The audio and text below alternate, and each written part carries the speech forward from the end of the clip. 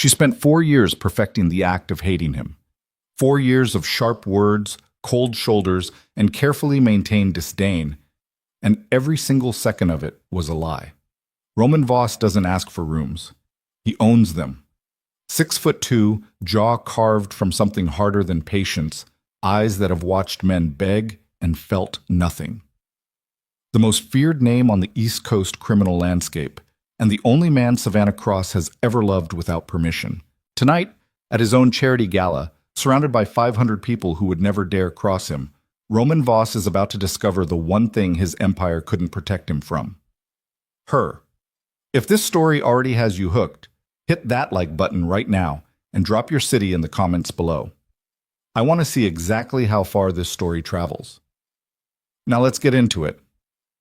The night it started, Savannah was carrying a tray of champagne flutes she had no business carrying.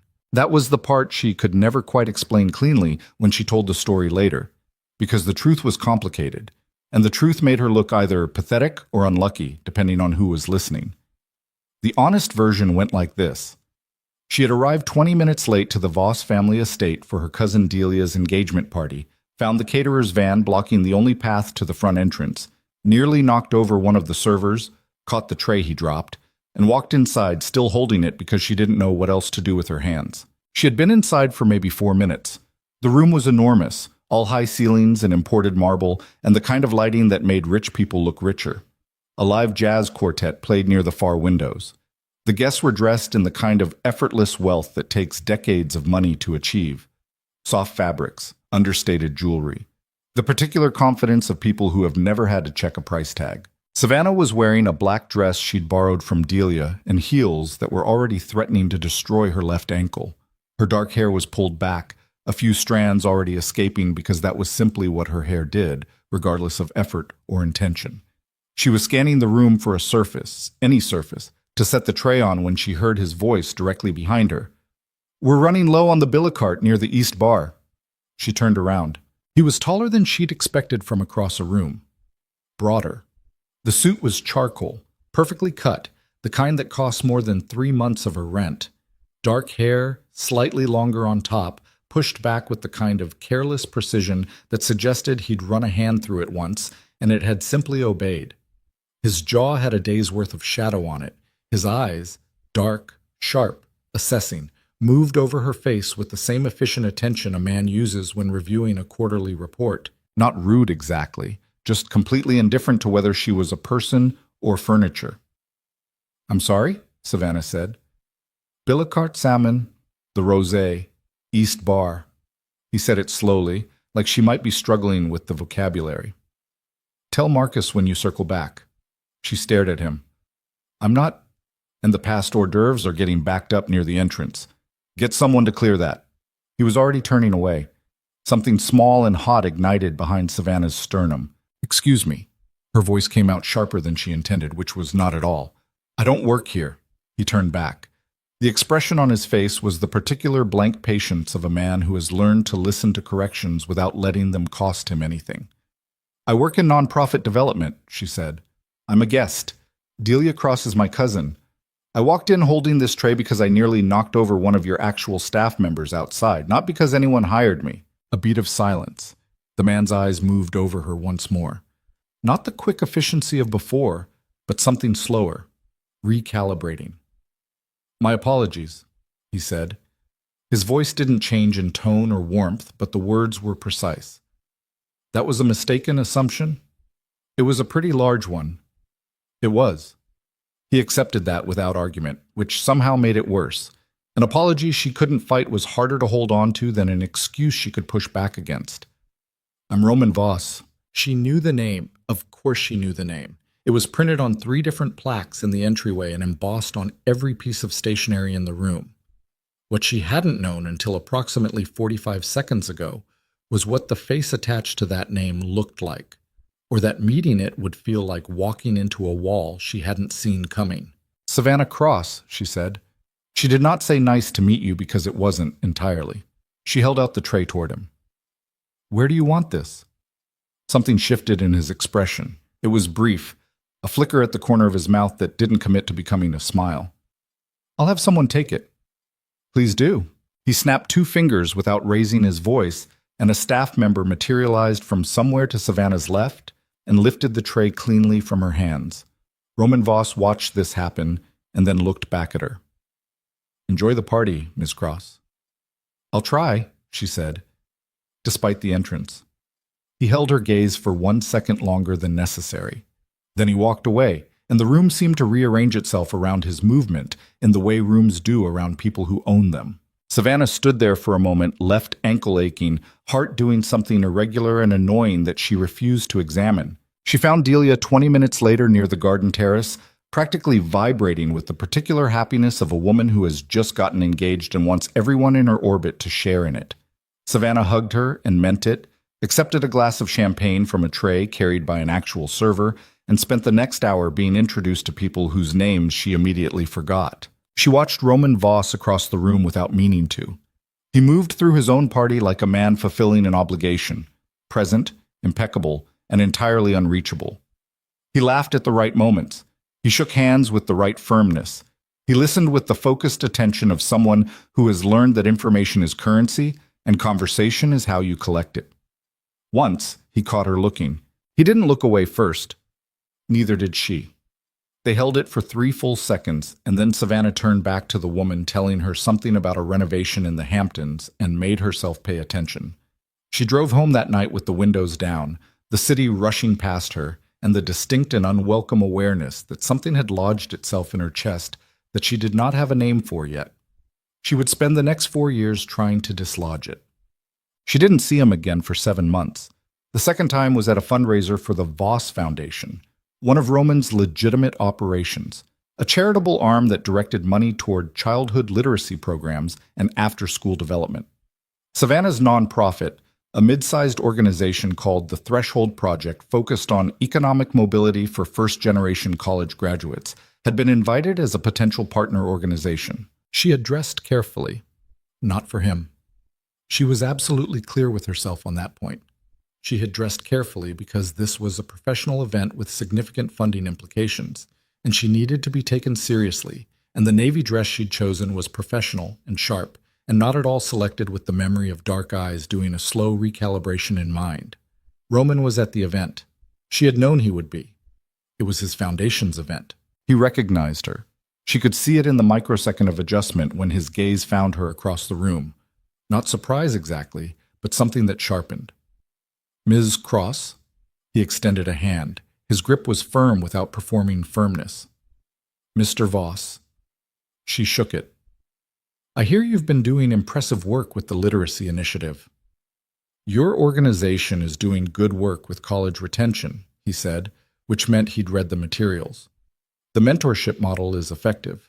"It is," she said. "We have the data to show it." "I'd like to see it." "I'd be happy to share it." That was the entire exchange.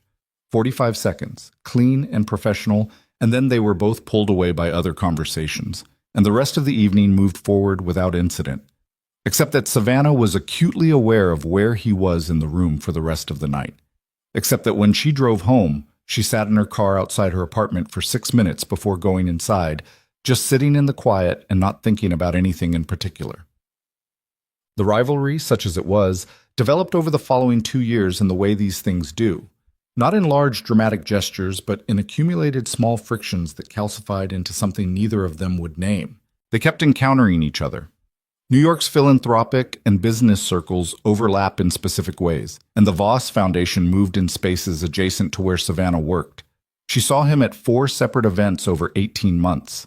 Each time, there was the professional courtesy. They both knew how to be polite in rooms full of people watching. And underneath it, something else. A current. An edge. She said something cutting at a panel discussion about equitable funding distribution. She hadn't aimed it at him directly, but he was on the panel, and the argument was responsive to a point he'd made, and the room understood exactly who she was pushing back against.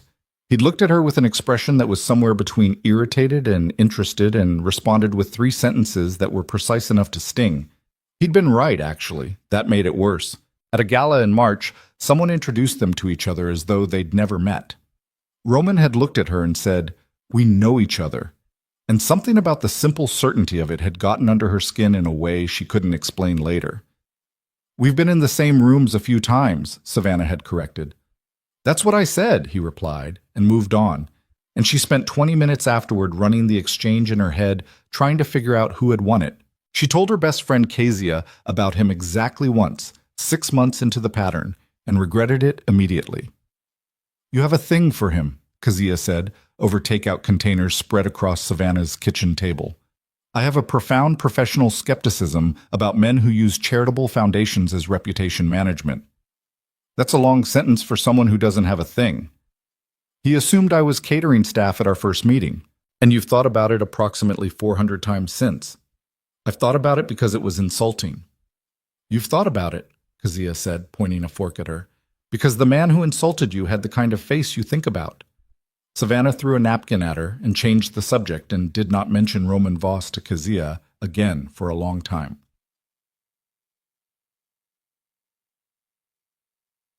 The gala where everything changed was in October. The Voss Foundation's annual benefit, black tie, ballroom of the Leland Hotel in Midtown, 500 guests, and enough combined net worth in the room to solve several medium-sized infrastructure problems if anyone had been inclined to.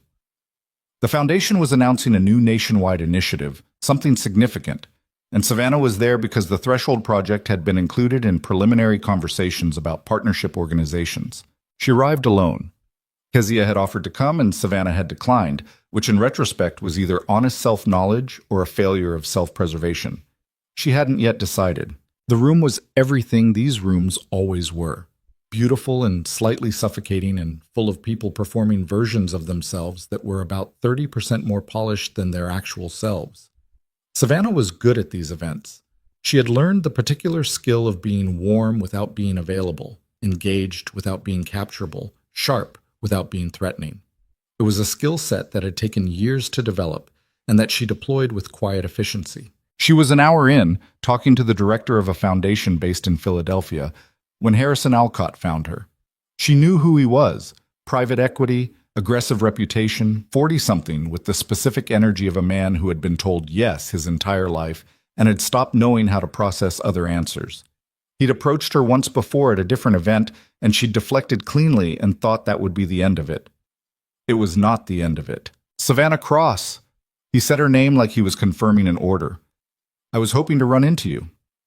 Harrison. She kept her voice neutral. Good evening. The Philadelphia director excused herself with the particular graceful efficiency of someone who has attended enough of these events to recognize when a third party is unwelcome. Savannah watched her go and kept her expression pleasant. Harrison moved slightly closer. Not dramatically, just enough. The kind of encroachment that is designed to be deniable if called out. I've been reading more about your organization, he said. I think there might be real synergy there. I'd love to continue that conversation somewhere quieter. I'm happy to have our teams connect, Savannah said. I can have my development director reach out to... I was thinking more direct than that. His hand touched her elbow, light, brief, purposeful. There's a lounge on the 4th floor, much easier to talk. I'm good here, thanks. She stepped back. One step, clean, creating space without drama. He closed it again. Slightly less space returned than she'd taken. You're hard to get a hold of, he said. The tone had shifted almost imperceptibly, the easy confidence thickening into something with more pressure in it. I've reached out twice. I know. My team responded to both. I was hoping to hear from you personally. That's not how I work, Harrison. Organization to organization. Savannah. He said it like a correction. She became very still. Not frozen, still. The kind of stillness that is its own kind of assessment. She was calculating, the distance to other people, the proximity of staff, the specific math of a public space that was somehow feeling less public than it had 60 seconds ago.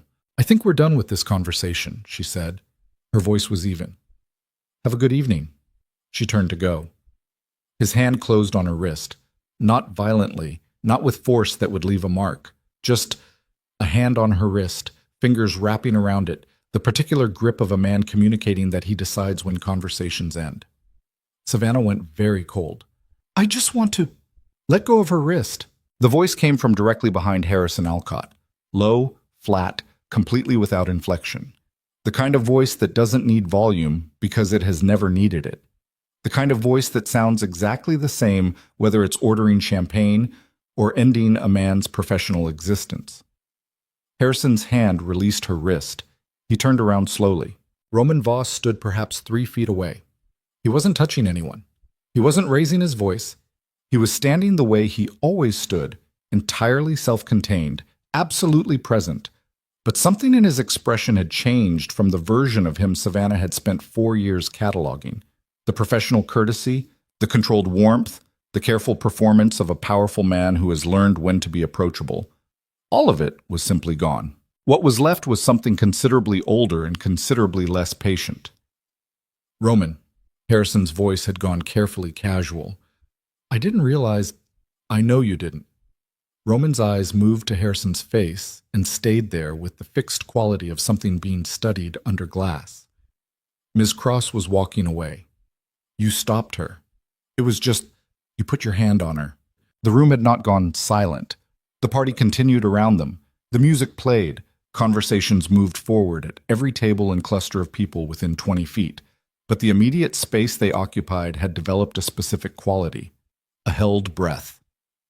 Harrison Alcott was not a small man, and he was not, as a rule, someone who backed down in professional spaces.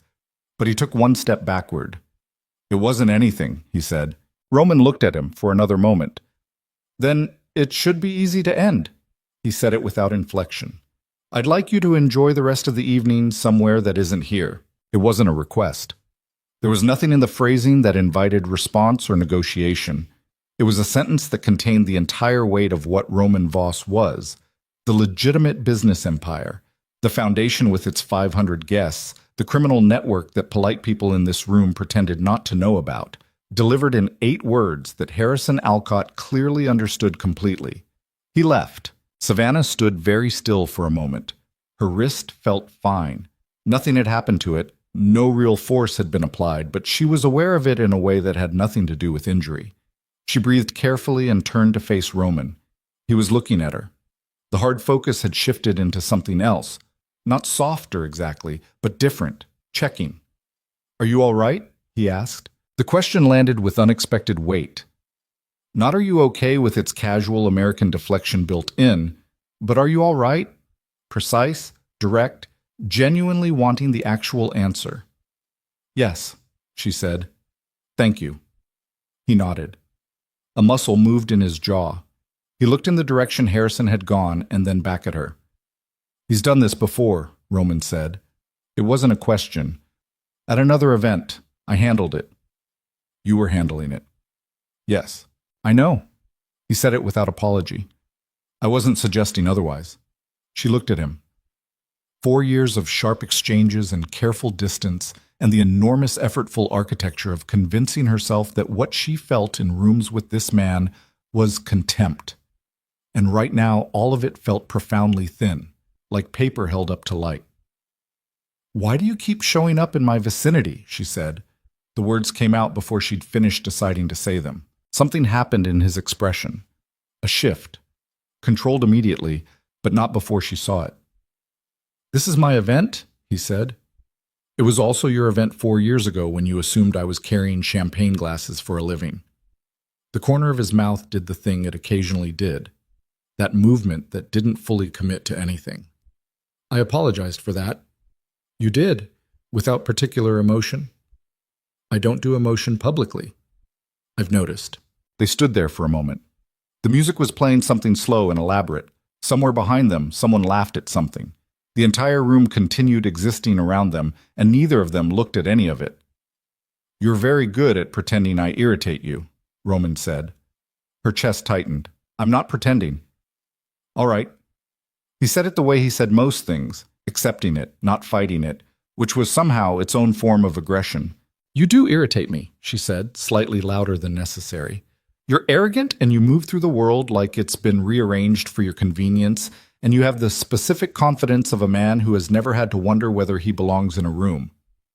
None of that is inaccurate. It's not a compliment. I didn't take it as one. Good. Silence. The initiative we're announcing tonight, Roman said, and his voice had shifted back to something more professional. The gear changed smooth enough that she almost missed what had just happened between them. Your organization would be a strong fit for the implementation phase. I'd like to talk about it more specifically. That's, She paused, recalibrated. Yes, I'd like that. I'll have my office reach out. Your office reaches out in response to things. I don't know if it initiates. It will? He held her gaze for one more second. Enjoy the rest of the evening, Ms. Cross. He walked away. Savannah breathed. She picked up a glass of water from a passing tray and stood very quietly for 30 seconds, assembling herself back into the version of herself that had walked into this room. Her phone buzzed. Kazia, texting. How's the rich people party? Savannah looked at the message. Looked at where Roman was now standing 20 feet away, already in conversation with someone else, his back to her, completely composed. She typed back, fine, uneventful. She put the phone in her clutch. She was a very good liar. She always had been. But the lie was getting heavier every year she carried it. The call came on a Thursday morning, 11 days after the gala. Savannah was in a back-to-back stretch of grant review meetings, the kind of day where you drink cold coffee and forget to eat and surface at 6 p.m., feeling like you've run through sand.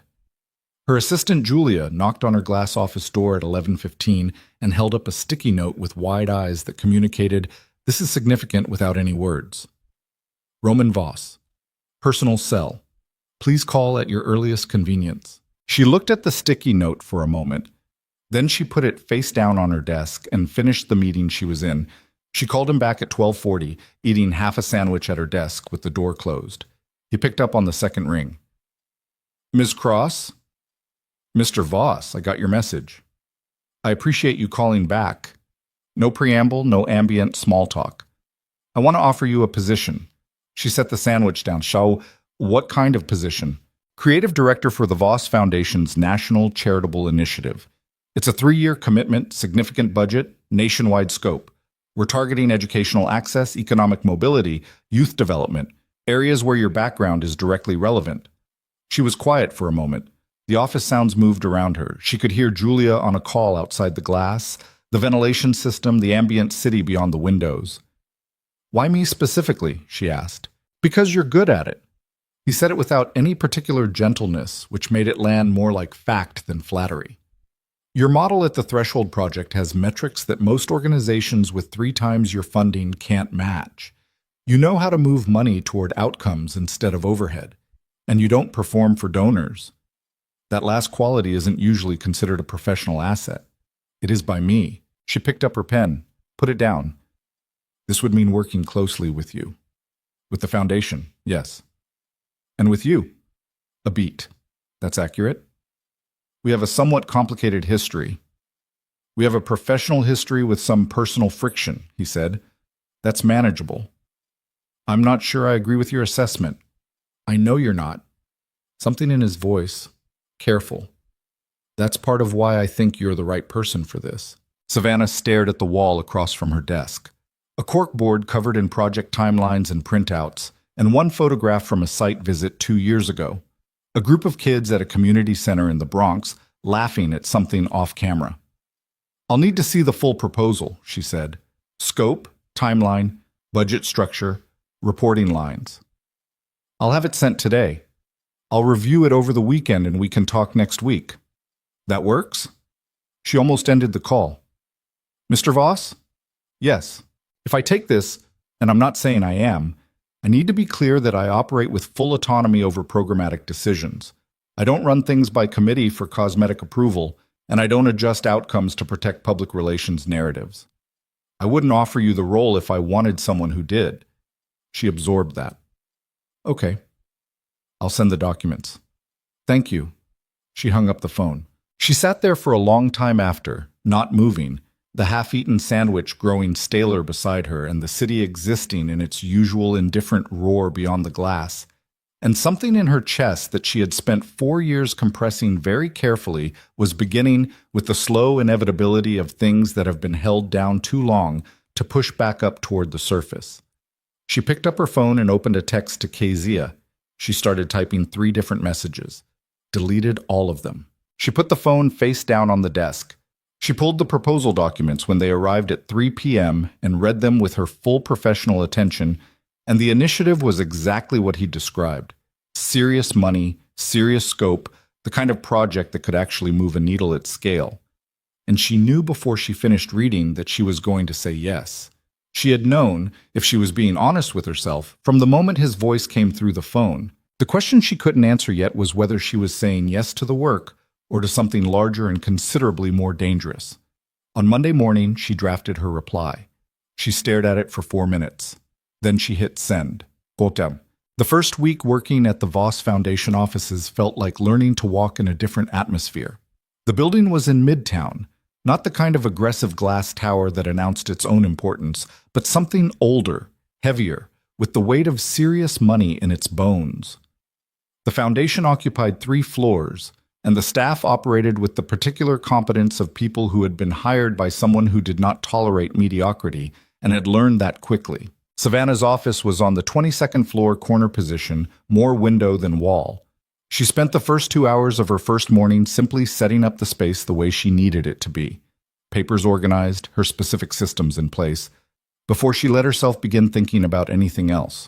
She met with the foundation's deputy director, a sharp-minded woman named Priya Nair, who laid out the operational structure with impressive clarity. She reviewed the partner organization files. She had 3 hours of meetings with various department heads. She was thorough and professional and gave nothing away. And by 4 o'clock, she thought she might have made it through the entire day without any of the complications she had been bracing for. At 4:15, Roman walked into her office. He knocked on the open door. A courtesy, she noted. He was in a dark suit, jacket on, no tie, which was apparently his particular version of business casual. He looked exactly as he always looked, like a man who has calculated the amount of space he's entitled to occupy and arrived at an amount that is simply all of it. "How was the first day?" he asked. "Productive," she said. "Priya is excellent." "She is." He leaned against the door frame, not entering. "You're reorganizing the partner intake process." It wasn't a question. He had clearly already heard something from someone. "I'm looking at it," Savannah said. "The current structure creates a 6-week lag between initial contact and first funding conversation. That's too long." "Agreed. I'm going to propose a tiered response system. I'll have a draft by end of week." "Good." He looked at her for a moment. "You've been here one day." Was that a complaint? No. Again, that movement at the corner of his mouth. I was noting the pace. "If you hired me to move slowly, you have significant information about me that I lack." He looked at her for another moment. Something in his eyes, not quite warm, something more complicated than warm. Attentive, like a man who is paying the kind of careful attention that costs him something. "Dinner is ordered for the 6th floor at 6, he said. "Working session, senior staff. You should be there." "I'll be there." He pushed off the doorframe, turned to go. "Mr. Voss?" He stopped. "Thank you," she said, "for the opportunity. I mean that." He looked back at her. "You're going to do excellent work here. I didn't do you any favors. I made a good hire." He left. Savannah turned back to her desk. Her heart was doing that thing again, the irregular, inconvenient thing she had no good name for. She pressed both hands flat on the surface of the desk and breathed through it. She was a professional. She was here to do a job that mattered. She was going to do it with everything she had. And she was absolutely, completely, categorically not going to let Roman Voss become her problem. She picked up her pen. She started working. Outside the window, the city spread itself in every direction, indifferent and enormous, full of its own complicated truths. And somewhere down the hall, in an office that she was already aware of the exact location of without having meant to learn it, Roman Voss was working too. Both of them moving, for now, in parallel. Both of them pretending that was all it was. Mulsam. 3 weeks into the job, Savannah found the file. She wasn't looking for it. She was doing a standard audit of historical grant disbursements, tracing funding patterns to understand where the foundation had been before she arrived, and how to build a more coherent strategy going forward. It was late, maybe 8 p.m., most of the floor empty, just the ambient hum of the building and the scattered lights of the city through the windows. The file was labeled simply Meridian, 2019, and it contained correspondence, financial transfers, and internal memos that painted a picture she had not expected. The Voss Foundation, 4 years earlier, had quietly redirected a significant sum, 7 figures, from a legitimate real estate venture into an emergency fund that had provided housing, legal support, and relocation assistance to 11 families displaced by a gang-related fire in the South Bronx. No press, no announcement, no public record. Roman's signature was on every transfer authorization. Savannah sat with the file open in front of her for a long time. She thought about the man who had stood behind Harrison Alcott at the gala. The voice without inflection, the absolute absence of performance. The man who moved through rooms like someone who has learned that power and cruelty are not the same thing, even if the world keeps trying to conflate them. She thought about the first night, 4 years ago, at the engagement party. The cold efficiency of his gaze before it softened into something she'd spent years telling herself she hadn't seen. She closed the file. She picked up her phone and looked at his number in her contacts. She had it now because of the job, because of the professional necessity, not for any other reason. And she did not call him. She put the phone in her bag. She packed up her work. She took the elevator down, walked through the lobby into the cool October air, and stood on the sidewalk for a moment with her face tilted slightly upward. The city pressed in from every side, noise and light, and the particular and different energy of 8 million people navigating their own complicated lives. Savannah Cross, who was very good at making decisions and extremely bad at lying to herself when the lying started to cost too much, understood in that moment with complete clarity what she was in the middle of. The question was no longer whether she had feelings for Roman Voss. The question was whether she had enough of herself left to keep pretending she didn't. And the answer, she was beginning to suspect, was no. The question after that was considerably more dangerous. What happened when the pretending stopped? She started walking toward the subway. 3 blocks down, her phone buzzed. She pulled it out, expecting Keziah, expecting Julia, expecting anything in the world except the name she saw on the screen.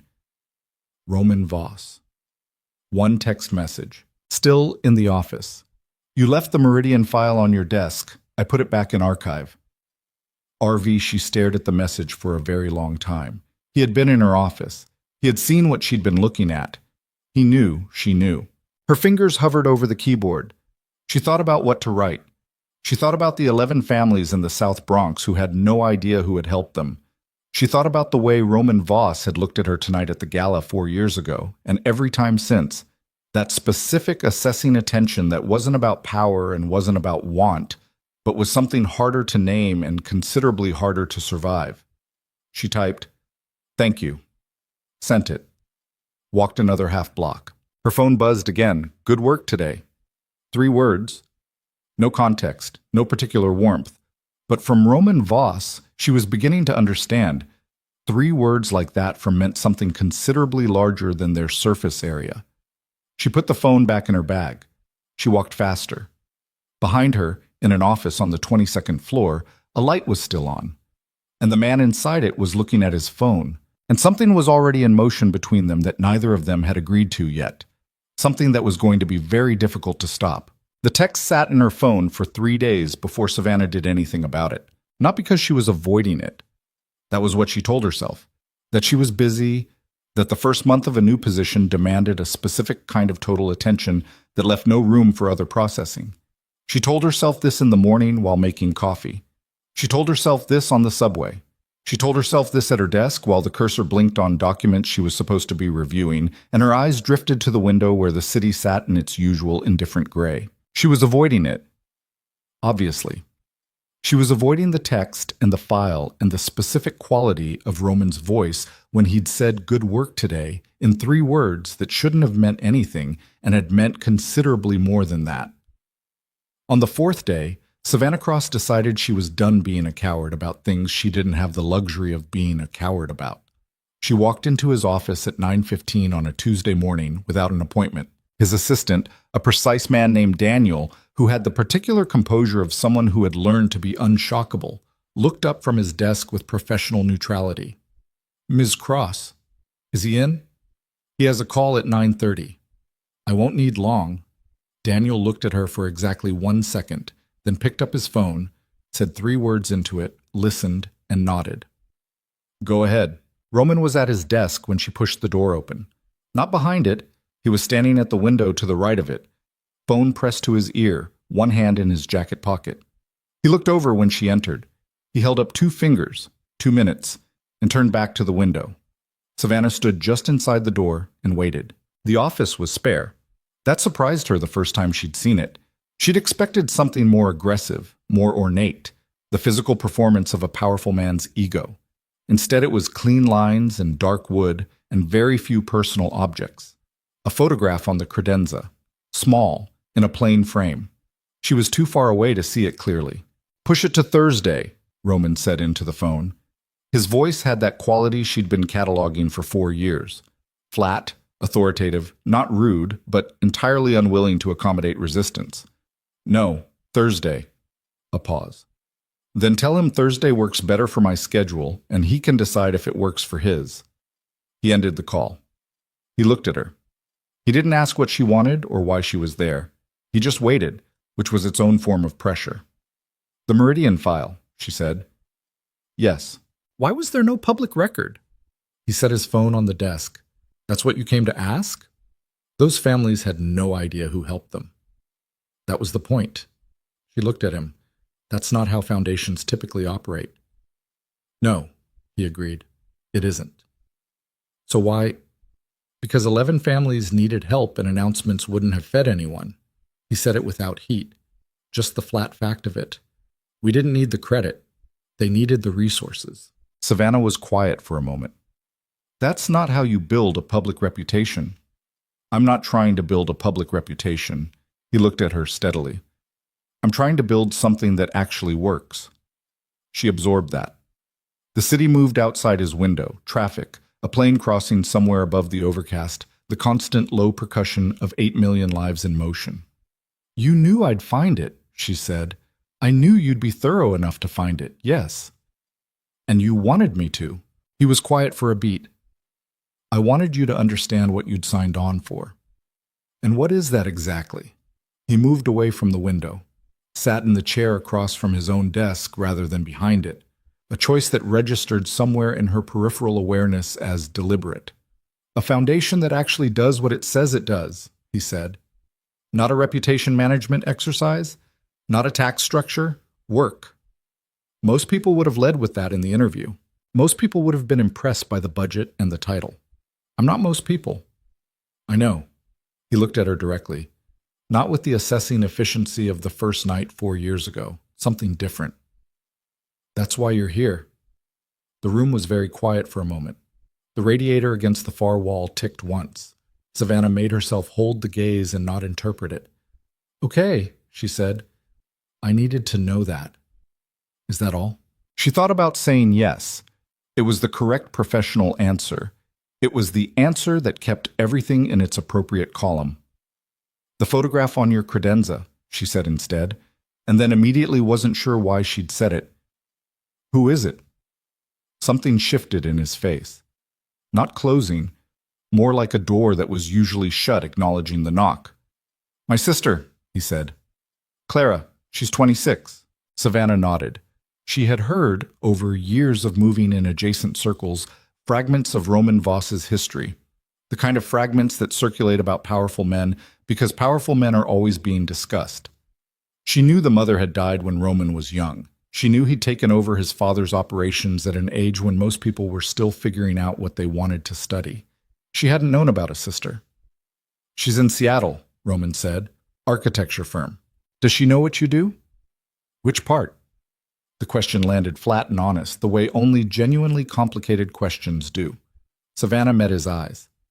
"Both parts." "She knows both parts." He said it without apology or explanation. "She made her peace with it years ago." "Did you?" He looked at her for a moment. His jaw moved slightly, not the preparatory shift of someone about to say something false, but the involuntary response of someone who's been asked something that has a real answer they're not sure they want to give. "I'm working on it," he said. Savannah nodded. She picked up her folder. She'd brought it as cover, the professional prop of a woman arriving for a work conversation, and stood. "Thursday at 10. I want to walk you through the partner intake restructure before I present it to the full team." I'll be here. She walked to the door. Savannah. She stopped. He had used her first name exactly twice in 4 years. Both times it had landed like a hand on her shoulder, specific and warm and slightly startling. Thank you for asking, he said, about Clara. She didn't turn around. You're welcome. She walked out. She made it to her own office before she sat down heavily in her chair and pressed her palms flat on the desk and breathed through the thing in her chest that had no good name and was getting harder to ignore every single day she spent in this building. The weeks that followed had a particular kind of momentum. The initiative was serious work, the kind that pulls you under and keeps you there for hours without surfacing, the kind that makes you forget to eat and rewards you for it because you can look at what you've built at the end of a long day and feel something real. Savannah had spent years doing meaningful work on small budgets with insufficient staff, grinding out outcomes through sheer force of infrastructure and persistence. Suddenly, having actual resources felt like she wasn't sure, like being handed the tools she'd been building approximations of her whole career. She moved fast. The partner intake restructure went through in 10 days. She rebuilt the grant cycle timeline. She started calling program officers at potential partner organizations herself, rather than waiting for the formal correspondence chain, because formal correspondence chains took weeks, and she wanted to know in the first 10 minutes of a real conversation whether an organization's values were genuine or performed. Roman noticed. She could tell because he stopped doing the professional check-ins that she understood were a form of management and started doing something that looked more like genuine engagement. He'd appear in her office doorway at odd hours, never disruptively, always with a specific question or a relevant document. And the conversations that started as work conversations kept developing edges. The Houston partner, he said one afternoon, dropping a file on her desk. Priya has concerns about their financial reporting. Savannah had already read it. Their reporting is fine. Priya is concerned about their board composition. She's right to be. Their board composition is their board composition. We're not funding their governance, we're funding their program delivery. Their program delivery is excellent. He sat in the chair across her desk. He'd started doing that, occupying the chair across from her with the specific ease of someone who had decided that space was available to him. She had not told him he was wrong. You're not worried about the liability exposure? I'm worried about it, she said. I've built in quarterly financial reviews and a program audit at month 8. If the board situation creates actual delivery problems, we have exit clauses. He looked at the file, back at her. You built in the exits before you approved the partnership. I always build in the exits. Something in his expression, recognition maybe, the look of someone who has just heard a rule they recognize as their own stated by someone else. Okay, he said. Okay? Proceed with Houston. She raised an eyebrow. Thank you for the approval. That was sarcastic. A little. She pulled the file toward her. I was proceeding regardless. He looked at her for a moment. I know you were. Then why say okay? Because, he said, standing, I wanted you to know I agreed. There's a difference between proceeding because you've decided you're right and proceeding because you've decided you're right and your boss concurs. She watched him stand. Is that management philosophy? It's just accurate. You're less terrible at this than I expected. He stopped at the door. I'll put that on my tombstone. He left. Savannah sat in the quiet he'd left behind and stared at the Houston file without reading it for a long moment. This was the problem. This was the exact problem that she had identified and categorized and been trying to manage for weeks now. Roman Voss was less terrible at most things than she'd been using as a working assumption for 4 years. And every time she recalibrated that assumption downward toward a more honest position, she lost another layer of the protective distance she'd built. She picked up her phone, typed to Kezia, quick question. Kezia replied in 40 seconds. Is it about the Mafia boss? Savannah stared at the message. He's not. It's more complicated than that. It's always more complicated than that when you're in love with someone. She locked her phone and put it face down. She was not going to have this conversation over text. She was also, and this was the part she kept arriving at and backing away from like a ledge she wasn't ready to step off. She was not going to be able to keep having this conversation only with herself. The conflict broke open on a Wednesday afternoon in the third week of November, and it broke the way real conflicts do. Not in the moment you've been bracing for, but sideways through a door you weren't watching. Savannah was in the conference room with two of the Foundation's senior program officers, Derek Haynes, who had been with the Foundation for 6 years and had the particular confidence of someone who's never had to defend his territory before, and Marcia Webb, who was sharper than Derek and knew it and was polite enough not to say so. They were reviewing the revised budget allocation for the initiative's first deployment phase. Savannah had restructured the allocation significantly. She'd moved substantial funding from what she privately thought of as the visibility work, the brand-building components, the press-friendly programming, the events that looked good in photographs, into direct service delivery and partner capacity building. Derek did not like the restructure. This takes 15% out of the communications and outreach budget, he said. He was saying it for the third time, each iteration slightly more pointed. 13%, Savannah said, and redirects it into program staff support for 12 partner organizations. The communications work is foundational. It's how we demonstrate impact to donors. We demonstrate impact to donors by having impact. Derek set his pen down. Ms. Cross, I appreciate the perspective, but this initiative has a stakeholder communication requirement that I've read the stakeholder communication requirements. She kept her voice even, not cold, even. They specify regular reporting and transparency about outcomes. They don't specify a particular budget allocation for brand events. The events are how we look like we're doing something, Savannah said. The program staff are how we actually do something. Silence. Derek looked at Marcia. Marcia looked at the table with the careful neutrality of someone who agreed with Savannah and was waiting to see if she needed to say so. I'm going to need to flag this to Roman, Derek said. Flag whatever you need to flag, Savannah said. My recommendation stands. Derek left the meeting 10 minutes later with the specific energy of a man who has decided to escalate. Savannah watched him go, finished reviewing the remaining line items with Marcia, and returned to her office. Roman was in it. Not at her desk, standing at the window, the way he sometimes stood at his own window, looking at the city. He turned when she came in. Derek came to you, she said. He did. She set her folder on the desk. Did he explain the restructure or just explain that he didn't like it? Mostly the second. Roman looked at her. Walk me through it. She did. 7 minutes, clean, the numbers and the reasoning and the projected outcomes laid out without performance or defense, just the actual logic of what she'd done and why. When she was finished, Roman was quiet for a moment. Derek's been here 6 years, he said. I know. He's good at what he does. He is. He's also been doing a version of what he does that has prioritized the appearance of this foundation's work over its delivery, and I think he's been doing it long enough that he doesn't see them as separate things anymore. Roman's jaw shifted. That's a significant characterization. Yes, she said. It is. It's also accurate. You've been here 6 weeks. I know how long I've been here. Her voice had gone slightly harder. She could hear it, the edge coming in, the specific sharpness she deployed when she was tired and being pushed in a direction she'd already made a decision about. That's not a counter-argument to the numbers. That's a counter-argument to me. He looked at her for a long moment.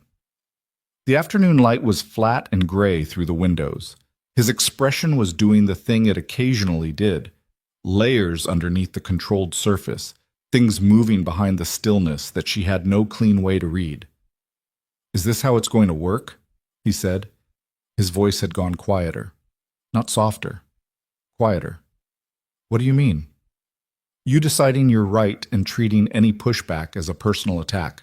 The words landed somewhere specific and unpleasant. She felt her breath change slightly, not sharpen, but deepen, the involuntary response of someone who's been touched in a place they didn't know was tender. I'm not... She stopped, recalibrated. I'm not treating the pushback as a personal attack. I'm pointing out that Derek's objection was to my presence here, not to my analysis. Maybe both. Maybe both, she agreed. The analysis still stands. I know it does. He moved away from the window, toward the desk, toward her, and stopped a few feet away in the specific way he did. That calculation of appropriate distance that she had become hyper-aware of over weeks of shared space. But if you can't hear pushback without hearing it as a challenge to your authority, this is going to be a very difficult environment. I can hear pushback. Her voice was controlled. Very controlled. I have heard a significant amount of pushback in my career and incorporated what was valid and pushed back against what wasn't. That's not the same as being unable to handle criticism. What is it the same as? Knowing the difference. He was quiet. His eyes were on her face with that particular attention.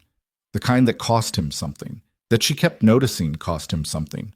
Most people looked at her with evaluation or warmth or want or various combinations of the above. Roman looked at her like someone trying to solve something that kept revealing new complexity every time he thought he'd gotten close. The restructure goes through, he said. She blinked. What? Your allocation. It goes through. He picked up the folder she'd set on the desk, looked at the top page, set it back down. I'll talk to Derek. You were just telling me I can't hear pushback. I was telling you that you need to be able to distinguish between the two things. I wasn't telling you you were wrong. He looked at her directly. You're not wrong. The room was very quiet again. Then what was the point of the last 5 minutes? She asked. Her voice had gone slightly raw. She could hear it, the professional veneer wearing thin at the edges. The point, Roman said, is that you're going to be working with Derek for 3 years, and you need him, not his approval, his institutional knowledge, and his donor relationships, and his network, which means you need to find a way to work with him that doesn't make him feel like he's been written off entirely. She stared at him. That's political. I was going to say pragmatic. Same thing. He held her gaze. You can be right and still lose if you don't manage the room. I know how to manage rooms. I know you do. His voice had shifted. Quieter again, but different, lower. I'm not questioning your competence. Then what are you questioning? He was still for a moment. Whether you'll let yourself need help. The question dropped into the quiet between them and sat there. She felt her jaw tighten, felt the automatic resistance that had been her first and most reliable defense mechanism for most of her adult life rearing up with its usual efficiency. I don't, she started. You do everything yourself, he said. I've watched you for 6 weeks, and I've watched you before that for 4 years. You walk into rooms and figure out everything you need within the first 10 minutes, and then you execute on your own, and you do it well. But you don't ask for help. You don't let people in. The words were too accurate. That was the problem with them. They were the specific, targeted accuracy of someone who had been paying a particular kind of attention, and being seen that clearly by Roman Voss felt like standing in a light she hadn't consented to stand in. That's not a character flaw, she said. That's a functional approach to a professional environment. In some environments, his voice was very even. In this one, you have people who could help you, if you'd let them. I'm perfectly capable of, I know you're capable. Something moved through his expression. Brief, not entirely controlled. That's not what I'm talking about. She looked at him. The flat November light, the city outside the glass, the space between them that was approximately 4 feet and had somehow developed the specific density of something much less than that. Then what are you talking about? Her voice came out lower than she intended. He looked at her for a moment, and for once, for the first time in 4 years of carefully maintained control, the thing behind his eyes didn't fully stay behind his eyes. Savannah. Her name. Just her name, in his voice, in that specific register. And somehow, that was the most dangerous thing he'd said to her in 6 weeks or 4 years, or possibly ever. She didn't move. Neither did he. The door opened. Daniel appeared in the frame. Mr. Voss, your 4 o'clock is here. Roman didn't look away from her immediately. 1 beat, 2. Then he looked at Daniel. Give me 2 minutes. Daniel closed the door. Roman picked up his jacket from the back of her chair. She hadn't noticed he'd set it there, and looked at her one more time. Talk to Derek tomorrow. Don't win. Just make him feel like a colleague. And if he isn't one? Act like he is until he becomes one. He walked out. Savannah stood in the middle of her own office, completely still, heart going at a pace that had nothing to do with the argument and everything to do with the way he had said her name, and told herself very clearly and without any real conviction at all that she had everything under control. The Boston trip was not her idea. It came up in the last week of November, a 2-day site visit with a major potential partner organization, a large educational nonprofit based in the city that had been in preliminary discussions with the foundation for months. In-person meetings, facility tours, the specific relationship-building work that couldn't be done over video calls. Priya was supposed to go. Priya's mother had a health crisis on a Monday morning, and Priya was on a flight to Phoenix by noon. Roman came to Savannah's office at 2 p.m. "Boston is Thursday and Friday." She looked up from her screen. "I know. Priya's out." "I know that too." He looked at her. "I'm going. You should come." She held his gaze. "Both of us. The partner needs to meet the creative director. This is the right time. We could send Marcus." "Marcus doesn't know the initiative the way you do."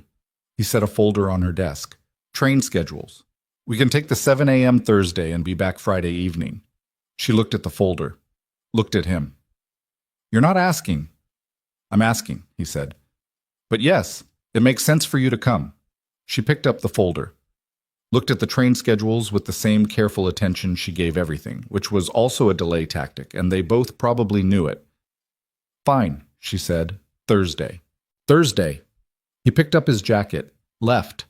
Savannah looked at the train schedules for another moment after the door closed. Then she set them down and went back to her screen and did not allow herself to think about the specific arithmetic of 2 people on a train to Boston and what that kind of proximity over 2 days tends to do to the careful distances people spend months building. She was a professional. She was here to do a job. She was also, as Kezia would have pointed out with zero hesitation, in very serious trouble. The train left Penn Station at 7:15 Thursday morning. Gray dawn barely settled over the city, the platform cold and functional and full of the specific exhausted efficiency of commuters who are too tired for anything but forward motion. Roman was already on the platform when she arrived. Dark coat, travel bag, coffee in each hand. He held one out to her when she reached him. She took it. Their fingers didn't touch. "You guessed my order." "Black, no sugar." It wasn't a guess. She raised an eyebrow. "You pay attention to how I take my coffee." "I pay attention to everything," he said, and turned toward the train. And Savannah stood on the platform for 1 second in the cold morning air, holding her coffee, and trying to locate the part of herself that was still pretending this was a simple professional arrangement. She couldn't find it. She got on the train. The meeting in Boston went well. The partner organization was serious and competent, and their facility visit confirmed the program delivery was as strong as the paperwork suggested. Roman was excellent in the meetings, which she had expected. He had the specific executive presence that made partner organizations feel both important and anchored, heard, but also aware that the hearing was happening because they'd earned it. She watched him work across the table from her and added it to the long, complicated ledger of things she understood about him that she wished she didn't. They had dinner at a restaurant near the hotel. Not intimate, just convenient, the kind of place with good food and low enough ambient noise to have an actual conversation. They talked about the meetings, about the partner, about the initiative's first-year targets. They ordered more food than they meant to. At some point, the conversation moved sideways from work into other territory without either of them quite deciding to let it. "How did you end up in nonprofit development?" he asked, over what remained of the food. She considered the question. The easy version, the professional biography version, was right there. She gave him the other one instead. "My dad lost his job when I was 11. My mom worked 2 jobs for 3 years while he looked for work. We stayed in our house by exactly 1 thread for most of that. A social worker came and helped us navigate every program available to us. Housing assistance, food support, my dad's retraining, all of it. We kept the house. Dad got a better job eventually. Mom quit one of hers." She turned her wine glass. "The social worker's name was Patricia Okafor, and I think about her at least once a week." Roman was quiet. "So," Savannah said, "that's the version." "It's a good reason," he said. "What about you?" She looked at him directly. "The legitimate work. Why build it instead of just keeping the other thing?" The question was direct enough to be a risk. She knew it. She asked it anyway. He was quiet for a moment, long enough that she thought he wasn't going to answer. "My mother," he said, "she died when I was 14. She'd spent the last 2 years of her life trying to push my father toward the legitimate side of the business. She believed it was possible. He looked at his glass. She didn't live to see it. I figured someone should. The restaurant moved around them. Other tables, other conversations, the soft percussion of a normal evening in a city that had nothing to do with them. "Clara," Savannah said quietly. "Yeah." His voice was lower. "Clara was 8 when my mother died. I made a lot of decisions fast at that age about who I needed to be to keep us both afloat. Some of those decisions I can live with. Some of them I've been working backward from ever since." "Is that what this is?" She gestured vaguely, meaning the foundation, the initiative, all of it. He looked at her. "Part of it." A pause. "The other part is that it's just worth doing, independent of where it came from." She nodded. Outside the window, Boston did its nighttime thing. Quieter than New York, denser somehow. The old city bones visible underneath everything. 4 years ago, Roman said. His voice had shifted again. Careful now, deliberate. "At the engagement party, when I assumed we've covered that. We covered the apology. We haven't covered the rest of it." She went still. "What rest of it?" He looked at her across the table. In the low light of the restaurant, the careful executive composure had worn down to something more unguarded. Not vulnerable exactly, because she suspected Roman Voss hadn't been fully vulnerable in approximately 20 years, but something closer to it than she'd ever seen. "The rest of it," he said slowly, "is that I watched you for the rest of that night and I couldn't stop. And I've been watching you for 4 years and I couldn't stop. And I hired you because you were the right person for the job, but also because—" He stopped. The muscle in his jaw moved. "I couldn't keep not finding a reason to be in the same room as you." The restaurant kept existing. The wine was still on the table. Her hands were very still in her lap. "Roman," she said. Her voice came out barely above the ambient noise.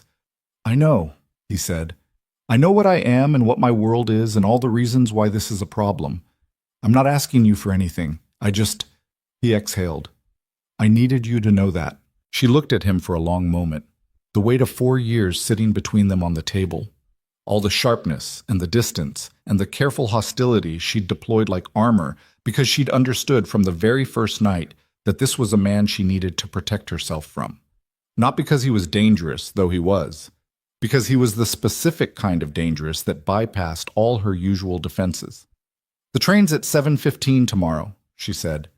He nodded. "I know. We should get the check." "Yes." She looked at him one more time. "Roman." He waited. "I know too," she said. "That's the problem." She reached for her wallet. He reached for the check. Their hands crossed over the table. And neither of them moved for a full second. Her fingers brushing the edge of the check folder, his hand arriving at the same moment. The contact brief and accidental and somehow the loudest thing that had happened all evening. She pulled back first. He let her. They split the check without discussing it. They walked back to the hotel in the cold Boston night with 4 feet of sidewalk between them and said nothing that mattered, which was its own form of saying everything. The lobby was warm and quiet. The elevator came. They stepped in. 4th floor. His room was 412, hers was 408. She got out first, walked to her door. Her key card was in her coat pocket, and she found it on the first try, which felt like a small mercy. "Savannah." She stopped with her hand on the door. Didn't turn around. She heard him exhale, a long, controlled breath, the kind that cost something. 7:15, he said. "I'll meet you in the lobby at 6:45. 6:45, she confirmed. She went inside. She sat on the edge of the hotel bed in her coat for 11 minutes, not taking it off, not turning on additional lights, just sitting in the dim room with the Boston night pressing against the curtains and the specific weight of what had just happened at dinner settling into her bones. He had said it out loud. After 4 years of everything being conducted in the language of glances and sharp words and professional precision deployed as substitute for everything they weren't saying, he had simply said it. In a restaurant, over leftover food and wine, in the particular low voice of a man who had decided that the cost of silence had finally exceeded the cost of truth. And she had said, "I know too," because she did. Because she had known for 4 years and spent 4 years building increasingly elaborate architecture around the knowing. And now the architecture had a crack in it, and she could feel cold air coming through. She took her coat off. She set an alarm for 6 a.m. She did not sleep well. The train ride back to New York the following evening was different from the morning trip down. The Boston meetings had filled the day, full and demanding and professionally successful. And there had been the buffer of other people, of agendas and site visits, and the particular performance of 2 senior executives representing a serious foundation. But by 5 p.m. they were back on the platform and the buffer was gone. They sat across from each other in the quiet car. Roman read documents for the first 40 minutes. Savannah worked on her laptop. The Connecticut shoreline moved past the windows in the dark, just the occasional light of a house or a station punctuating the black. At some point, she became aware that he'd stopped reading. She kept her eyes on her screen. "I shouldn't have said it," he said, quietly. The quiet car lived up to its name. No one nearby, the ambient sound of the train low and even. She looked up from the laptop. "Which part?" "Any of it." He was looking out the window. Profile to her. "It's not fair to you." "I'm a grown person. I get to decide what's fair to me." "You work for me." "I work for the foundation." "Same thing." "It's not the same thing." She closed the laptop. "And that's not actually what you're worried about." He looked at her then. The train moved. The dark outside the window moved with it. "What am I worried about?" His voice was careful, genuinely asking, not deflecting. She considered the question for a real moment. "You're worried that I'll get hurt," she said, "because of what you are and what you're involved in and what that means for people close to you." His jaw shifted. Not confirmation, not denial, just the involuntary physical response of someone who has been accurately read. "That's not your call," she said. "It affects you. That makes it partly my call." "Roman." She leaned forward slightly, elbows on the table between them. "I've known what you are for 4 years. I've been in rooms with you for 4 years. I read the Meridian file. I know about the other operations, not specifically, but in the way that anyone paying attention knows. I'm not naive about what your world contains. Knowing about it and living next to it are different things." "I know that too." "Then you know why I'm saying what I'm saying." "I know why you're saying it," she said. "I think you're also saying it because it's easier than the other thing." He was quiet.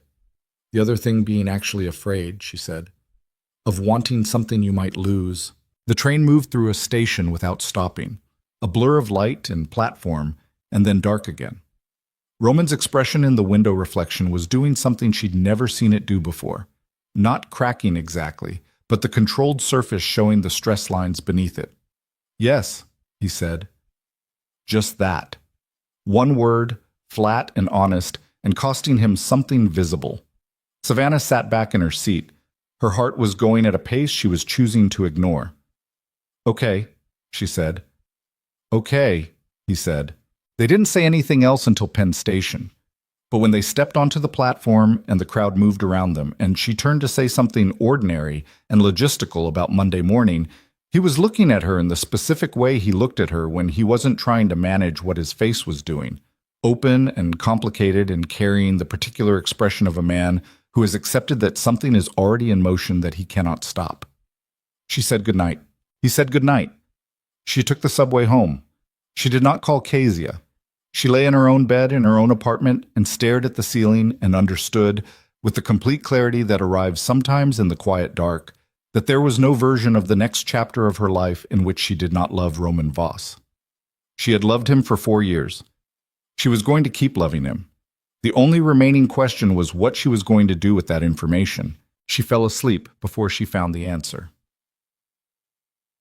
Monday came with the particular aggressive efficiency of Monday mornings in December. Cold, gray, the city in full pre-holiday momentum, everyone moving with the specific urgency of people who have too much to finish before the year ends. Savannah was in the office by 8:15. Roman was already there. She could tell by the light under his door and the coffee Daniel had clearly just brought through. They were professional, entirely professional. They had back-to-back meetings about the initiative's first quarter rollout, sat across from each other in 2 different conference rooms, exchanged documents and observations, and made decisions that would affect the lives of thousands of people. And if anyone in those rooms sensed any current running beneath the professional surface, they had the discretion not to show it. At noon, Savannah's phone rang with an unknown number. She almost didn't answer. She was in the middle of a document review, and unknown numbers during work hours were usually either solicitation or wrong numbers, and she had a habit of letting them go to voicemail. Something made her pick it up. Ms. Cross? The voice was male, mid-range, slightly raspy. Not aggressive, careful. Yes, who is this? My name isn't important right now. I have information you should see before you spend any more time building something for Roman Voss. She went very still. Her hand tightened on the phone. I'm going to need more than that. There's a coffee shop on West 47th, Cassidy's. Can you be there in 20 minutes? I don't meet with people who won't tell me who they are. Ms. Cross. A pause. What I have involves the foundation, and it involves money, a significant amount of it, and it involves the reason your predecessor left. She had been told the previous creative director had left for personal reasons. It was the kind of explanation that could mean anything and that she had not examined closely because she'd been too busy building forward to spend time looking backward. 30 minutes, she said, and you better have something real. I have something real. She hung up, sat for a moment. Then she picked up her coat and bag, told Julia she had an off-site meeting, and walked out. Cassidy's was the kind of coffee shop that had been there for 30 years and had survived every wave of the neighborhood, changing around it through sheer, stubborn mediocrity. Functional, slightly dingy, beloved by no one and abandoned by no one. She arrived to find a man already in a corner booth. 50s, salt and pepper, the specific worn quality of someone who has been carrying something heavy for a long time. He introduced himself as Paul Garrett. He was, he said, a former financial compliance officer. He had worked, until 8 months ago, for a firm that handled accounting for several of the Voss business entities, including the foundation. He put a folder on the table. Savannah opened it. The documents inside were financial records, transaction logs, internal transfer authorizations, correspondence. She was good with numbers. She had spent years following money through organizational structures, understanding how funding moved and where it went and what the gap between stated purpose and actual disbursement looked like. She understood what she was looking at within 4 minutes. The foundation had been used over a period of approximately 14 months to move money that was not charitable funding. The mechanism was sophisticated, layered transfers, legitimate programming funds running parallel to a second stream that moved through partner organizations that existed on paper and nowhere else. The amounts were not enormous in the context of the foundation's total budget, but they were significant, and the authorization signatures were consistent. Roman's signature was on some of them, his CFO, Marcus Webb, on others. She sat with the folder open in front of her for a long moment. The coffee shop moved around her. Someone was playing something forgettable on the sound system.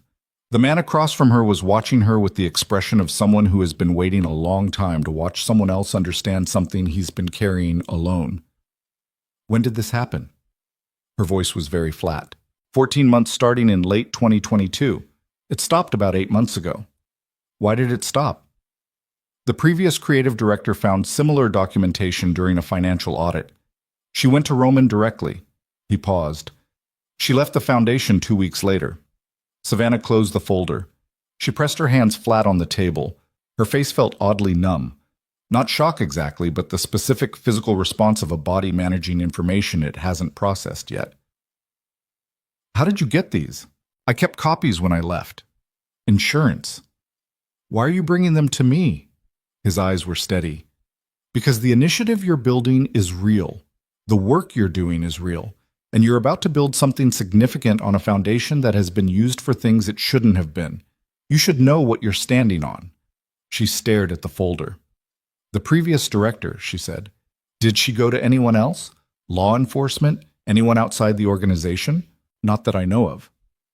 And nothing has happened since? No investigation? No, not publicly. He leaned forward slightly. Ms. Cross, the people whose money moved through those accounts, they're not people who get investigated easily. She understood what he was saying. She had always understood in the abstract what Roman's world contained. She had said as much on the train 2 days ago, with the particular calm confidence of a woman who thought she'd made peace with the information. She had not made peace with this. She pushed the folder back across the table. I'll need copies. Those are yours. She picked up the folder, put it in her bag. She did not thank him, because there was nothing in her at that moment that felt like gratitude for what he'd just handed her. There was something else, something cold and structural, the sensation of a floor she had been standing on revealing itself to be less solid than she'd believed. She walked back to the office. She sat at her desk and stared at the wall for 7 minutes. Then she picked up her phone and called Roman's direct line. He answered on the first ring. Yes. I need to see you. Now. Your office. A beat. What's... Now, Roman. Hassan. He was at his desk when she came in. He looked at her face and stood up. She recognized the shift, the immediate assessment, the way his body reorganized itself toward whatever was happening in the room. She put the folder on his desk. He looked at it without touching it, then at her. Open it, she said. He opened the folder. She watched him read. She watched the expression on his face change. Not dramatically, because Roman Voss did not do dramatic facial expressions, but in the specific micro-adjustments of a man who is recognizing something. Not discovering. Recognizing. That was when she knew. You knew, she said. Her voice came out very quiet. He closed the folder. Roman. The quiet was gone now, something harder underneath it. Tell me you didn't know. He looked at her. His jaw was set.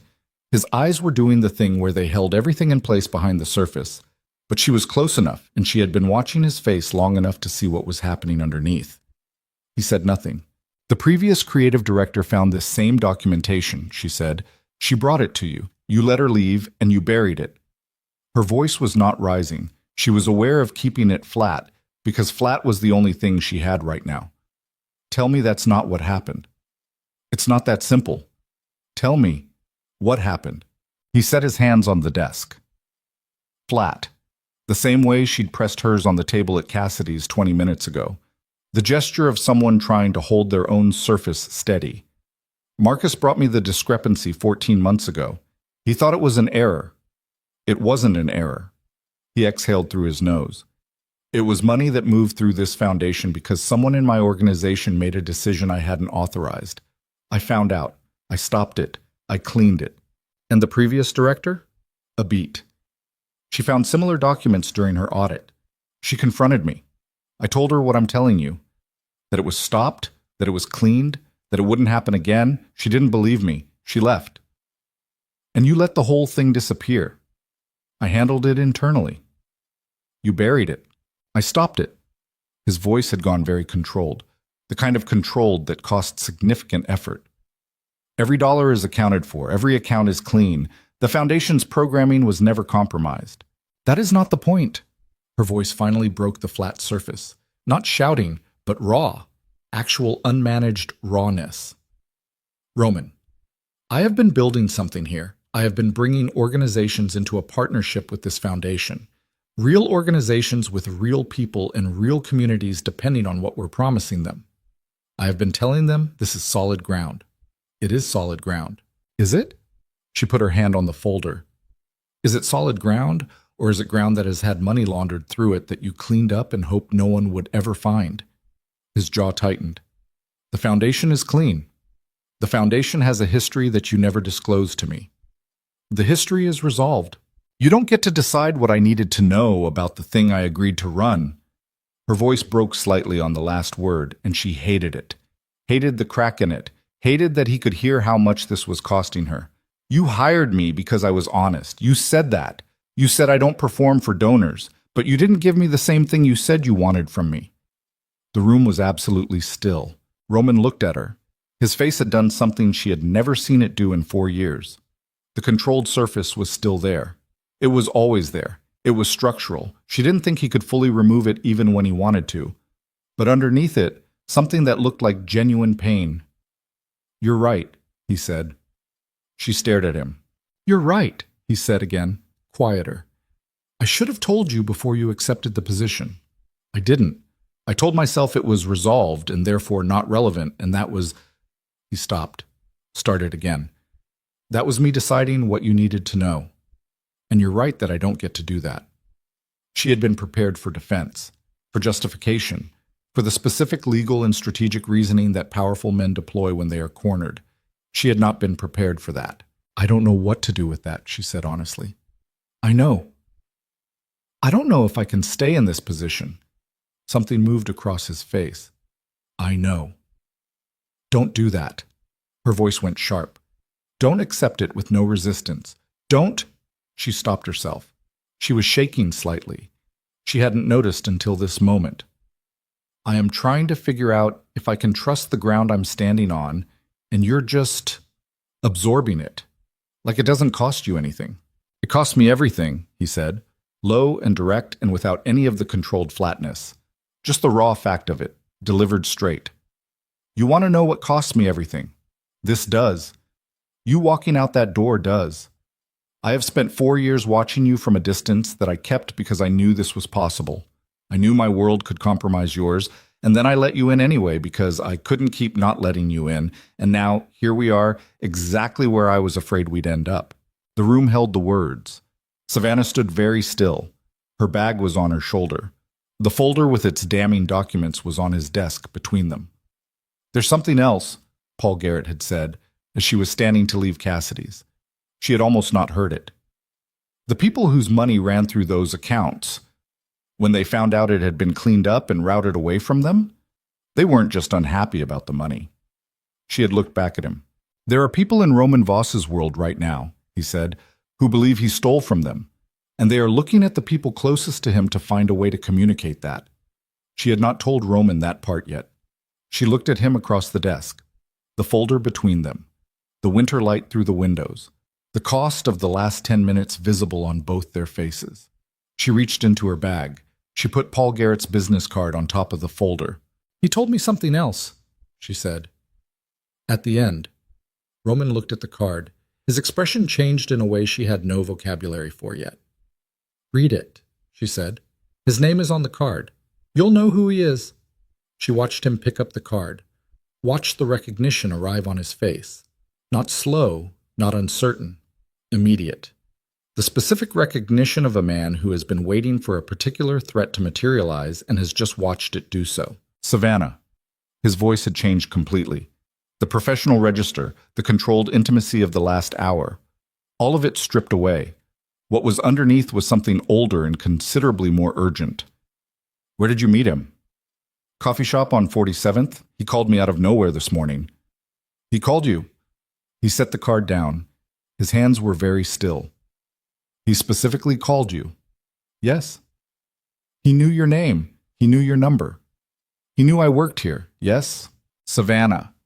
He came around the desk, not toward her aggressively, but with a directness and a speed that made her take one instinctive step back. He stopped. His eyes were on her face. Paul Garrett worked for people who are currently very motivated to find a way to get my attention. He didn't call you because he wanted to give you information. He called you because someone sent him to find out how close you are to me. The room went cold. She understood it in pieces, the way understanding arrives when you don't want it to. Reluctant, assembling itself against your resistance. The unknown number. The specific knowledge of her name in direct line. The information delivered just precisely enough to damage her trust in Roman without being so damaging that she would leave the building entirely. They were testing, she said slowly, whether I'd come to you or go around you. They were mapping, he said. How close?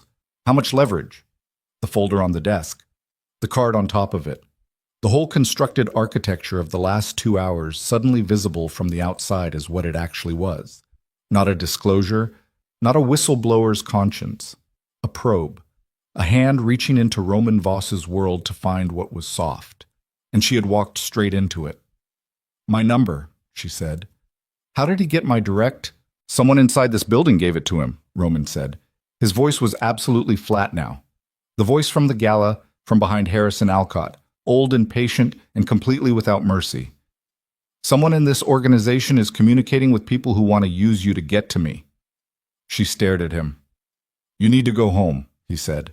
Right now. Take nothing from your desk. Tell no one where you're going. I need to make some calls, and I need to do it in the next... I'm not going home while you... Savannah. He said her name the way he'd said it on the train, in the restaurant. Every time that name in his voice meant something larger than the word. Please, give me 2 hours. I will call you. But right now, I need you somewhere that isn't this building. She looked at him. The man she'd spent 4 years constructing a careful distance from. The man who had said it costs me everything, with the flat, unmanaged honesty of someone who has stopped knowing how to lie about this particular thing. The man whose world had just confirmed every fear she had ever had about loving him. 2 hours, she said. 2 hours. She picked up her bag. She walked to the door. Savannah? She stopped, her hand on the frame. I'm sorry, he said. For the things I didn't tell you, I'm sorry. She didn't answer. She walked out into the corridor where the normal sounds of a normal working afternoon moved around her like she was underwater. And she pressed the elevator button with a hand that was steadier than she felt. And she rode down 22 floors in the company of her own reflection in the brushed steel doors. She rode down 22 floors in the company of her own reflection in the brushed steel doors, and did not recognize the woman looking back at her. Not because of what she'd learned, because of what she was feeling about what she'd learned. The specific, unwanted complexity of it. The way the anger and the fear and the things she'd spent 4 years refusing to name had all collapsed into one undifferentiated pressure in her chest that she couldn't organize into anything clean. The lobby, the revolving door, the cold December air hitting her face like a correction. She walked 2 blocks before she stopped on a corner and just stood there, breath visible, traffic moving around her with its usual indifference. Her phone was in her coat pocket. She did not call Kezia. She did not call anyone. She stood on the corner and breathed through the pressure until it was manageable, and then she started walking again. She went home. She sat in her apartment with her coat still on and waited. Roman called at 4:53. She picked up before the second ring. Are you inside? His voice was clipped, different from every other version of his voice she'd cataloged. Yes. My apartment. Lock the door if it isn't already. She looked at her door. She had locked it automatically, the habit of a woman living alone in New York for 8 years. It's locked. Good. She heard him exhale.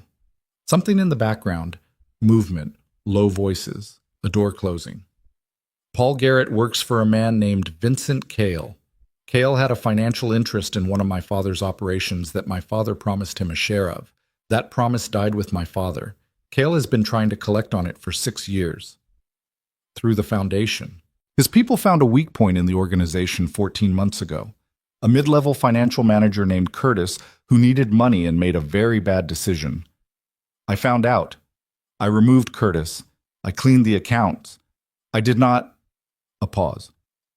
I did not handle Cale directly at that time. I thought removing the mechanism was sufficient. It wasn't. No. Flat. It wasn't. He's been building a different approach ever since, using people on the edges, finding leverage. Another pause. You were the leverage he settled on. Her stomach tightened. Because of how close we are. Silence on the line. Roman. Yes, he said. Because of how close we are. She pressed her free hand against her thigh. What does he want?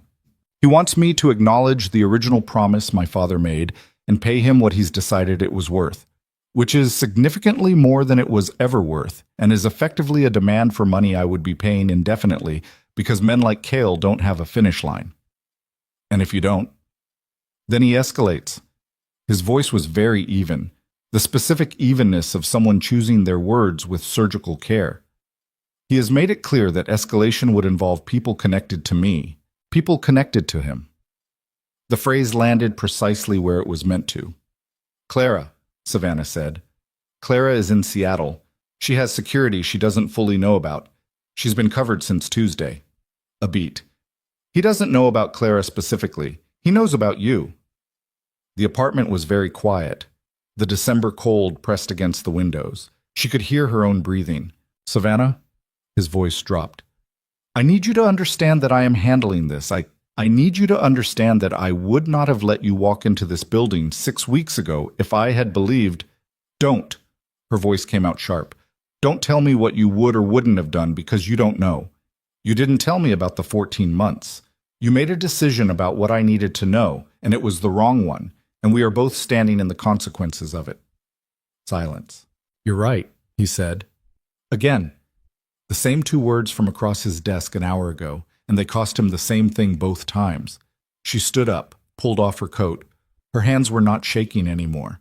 She had moved through something on the walk home, not past it, but through it, and on the other side was a particular kind of clarity that she recognized as the thing that arrived when there was no option but forward. What are you doing right now? She said. I have 3 people looking at Cale's current organization. I need to know where he operates from, who he uses, and what his timeline looks like. And then I'm going to have a conversation with him. What kind of conversation? A pause that told her everything. The kind that ends this. She put her coat on the couch, sat down. Roman, if you go at him directly and it goes wrong, it won't go wrong. You don't know that. I know how to handle Vincent Cale. You've been handling him for 6 years and he just used me to map your vulnerabilities. Her voice was steady, harder than steady. That's not handling him. That's maintaining a stalemate while he builds a better strategy. Silence on the line, longer this time. What are you saying? He said. I'm saying you need to stop managing this defensively and end it. Actually, end it. She stood again. She was better thinking on her feet, always had been. What does he actually need? Not what he says he wants. What does he need? Money, acknowledgement, status. Which of those is real? A pause. The money. Then give him a number that ends it, a real number. One payment, documented, structured as a legal settlement for a historical business dispute. Make it real on paper. Make it something he can't come back from because coming back would mean admitting the first payment happened. He'll want more than a settlement. Then make the settlement large enough that wanting more is irrational. Her voice was clipped now, the professional problem-solving part of her brain cutting through everything else. You have the resources. You have lawyers who have handled worse. Structure it so that accepting the settlement requires him to sign documents that would expose him if he violated the terms. Give him a door out that costs him his leverage entirely. Quiet on the line. She could hear him thinking, not literally, but she had spent enough hours across tables from this man to know the texture of his silences. That's not how my world typically resolves these things, he said. I know. But your world's typical resolution leaves bodies and investigations and consequences that ripple for years. You've been trying to build something legitimate.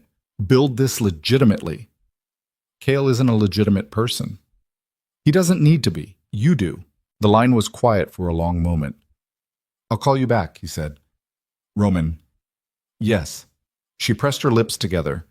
There were 17 things she wanted to say, and most of them were not about Vincent Cale, and none of them were things she was ready to say on a phone call in her apartment at 5 p.m. in December. Be careful, she said. He was quiet for a second. Always. He hung up. She sat in the apartment, and the December dark gathered outside, and she waited. He did not call back in 2 hours. He did not call back in 3. At 8:15 her phone rang, and it was not Roman. It was a number she didn't recognize, and something in her stomach contracted before she answered. Ms. Cross. The voice was smooth, slightly accented, the English of someone who learned it as a second language in circumstances that required precision. My name is Vincent Cale. She went absolutely still. I understand you've had an interesting afternoon, he said.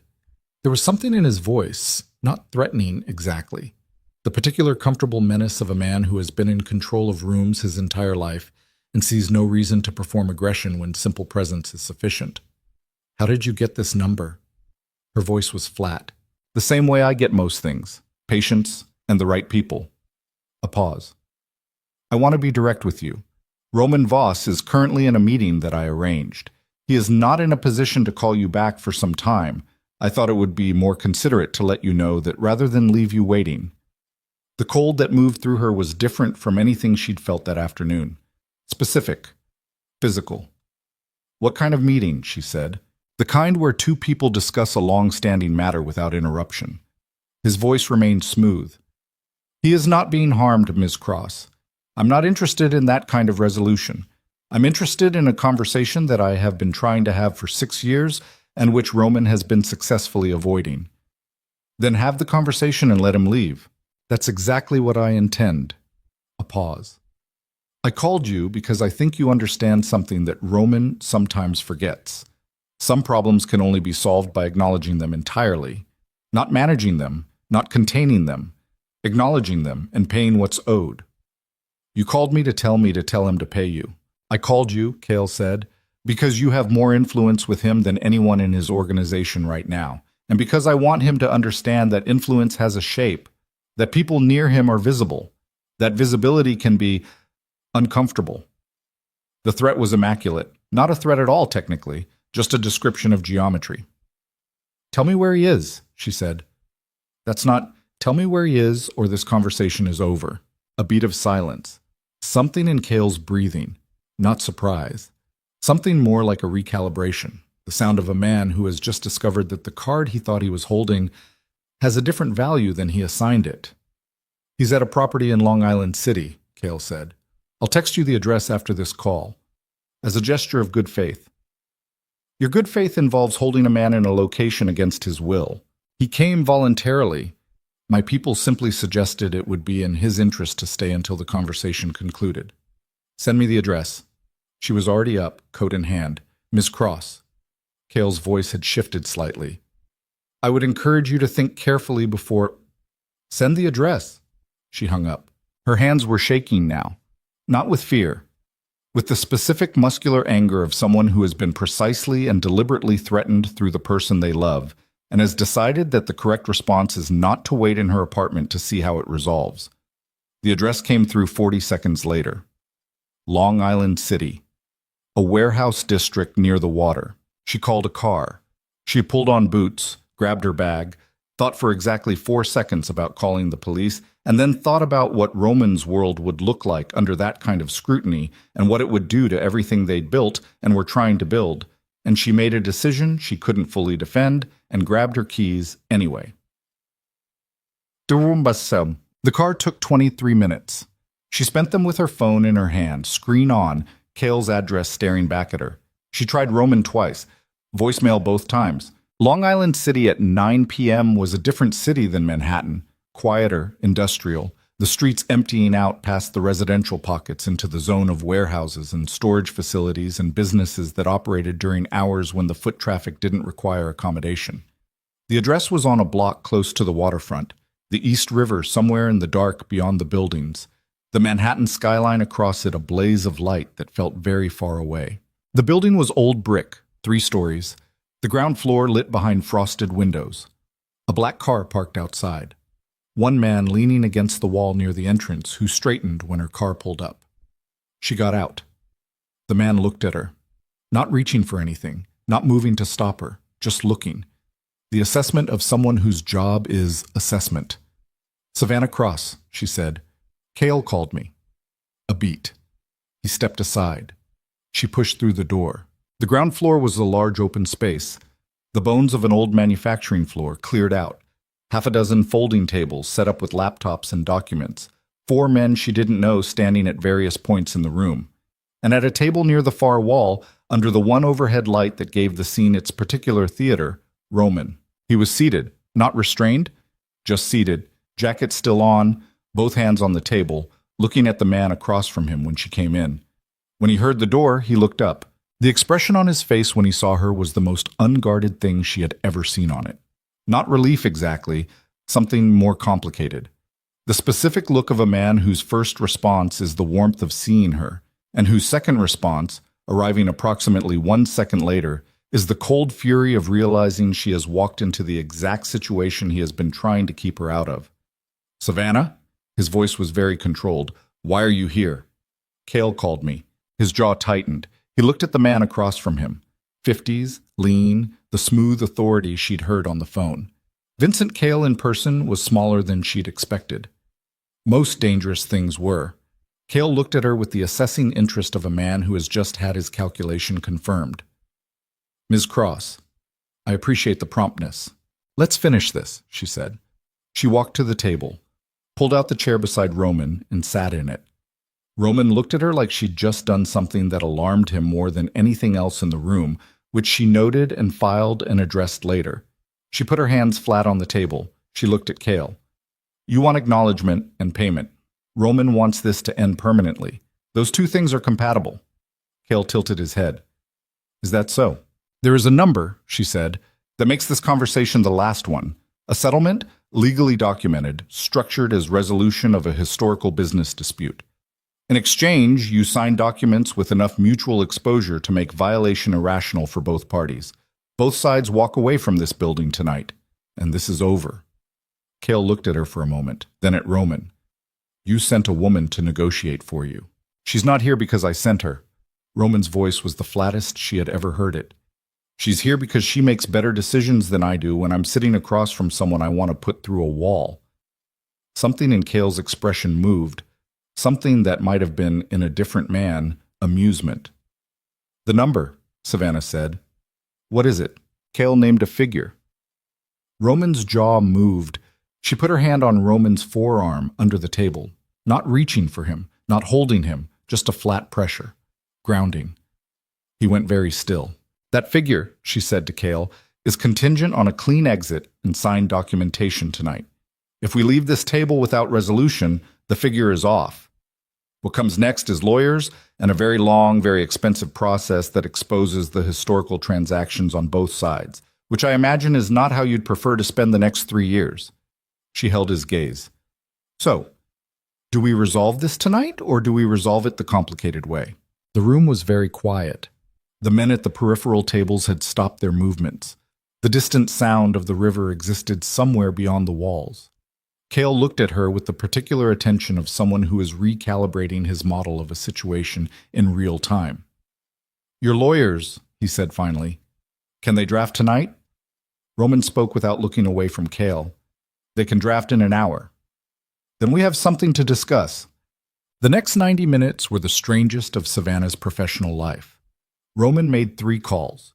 2 lawyers arrived at the building at 10:40 with laptops and a printer that one of Cale's men had sourced from somewhere on the 2nd floor. Cale's own legal representation, a woman in her 40s who had the practical calm of someone accustomed to unusual hours, arrived 15 minutes after that. They worked at the table. All of them.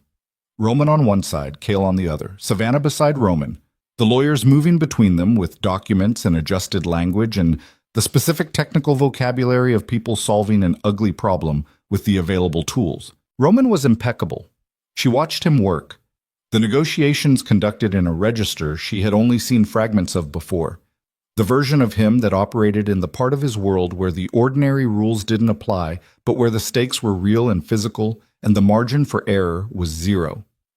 He was precise and cold, and completely without bluster, and every concession he made was strategic, and every line he held was held with a flatness that communicated very clearly that it was not moving. Once, during a disputed clause, Cale's lawyer pushed back on language that Roman was insisting on, and Roman looked at her with an expression that was not aggressive and was not warm, and was simply the complete absence of give, and the lawyer looked away first. Savannah watched this and felt something she didn't have a clean name for.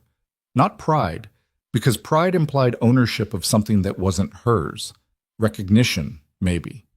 The specific recognition of seeing someone fully for the first time after years of seeing only the parts they chose to show. At 12:15, the documents were signed. Cale stood. He straightened his jacket. He looked at Roman across the table with an expression that was neither conciliatory nor hostile.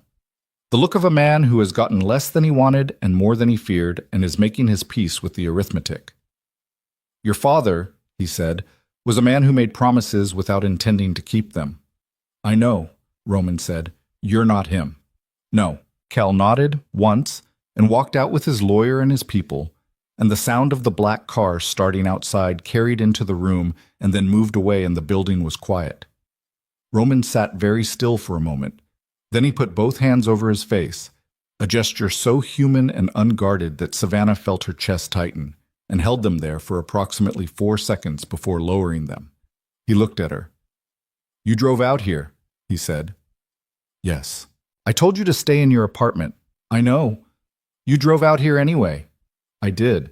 His lawyers were gathering documents at the end of the table, creating the specific discrete busyness of professionals who understand when they are peripheral to something.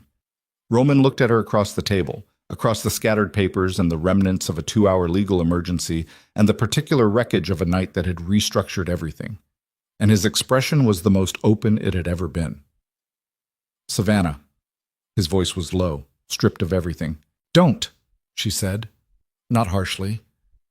"Not here. Not now." He looked at her. She looked back.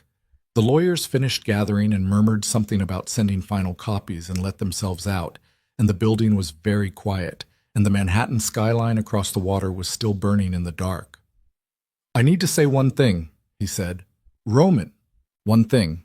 He leaned forward slightly, his hands on the table, his eyes on her face with that attention that cost him something, that had always cost him something, that she had been cataloging for 4 years without letting herself understand what the cost meant.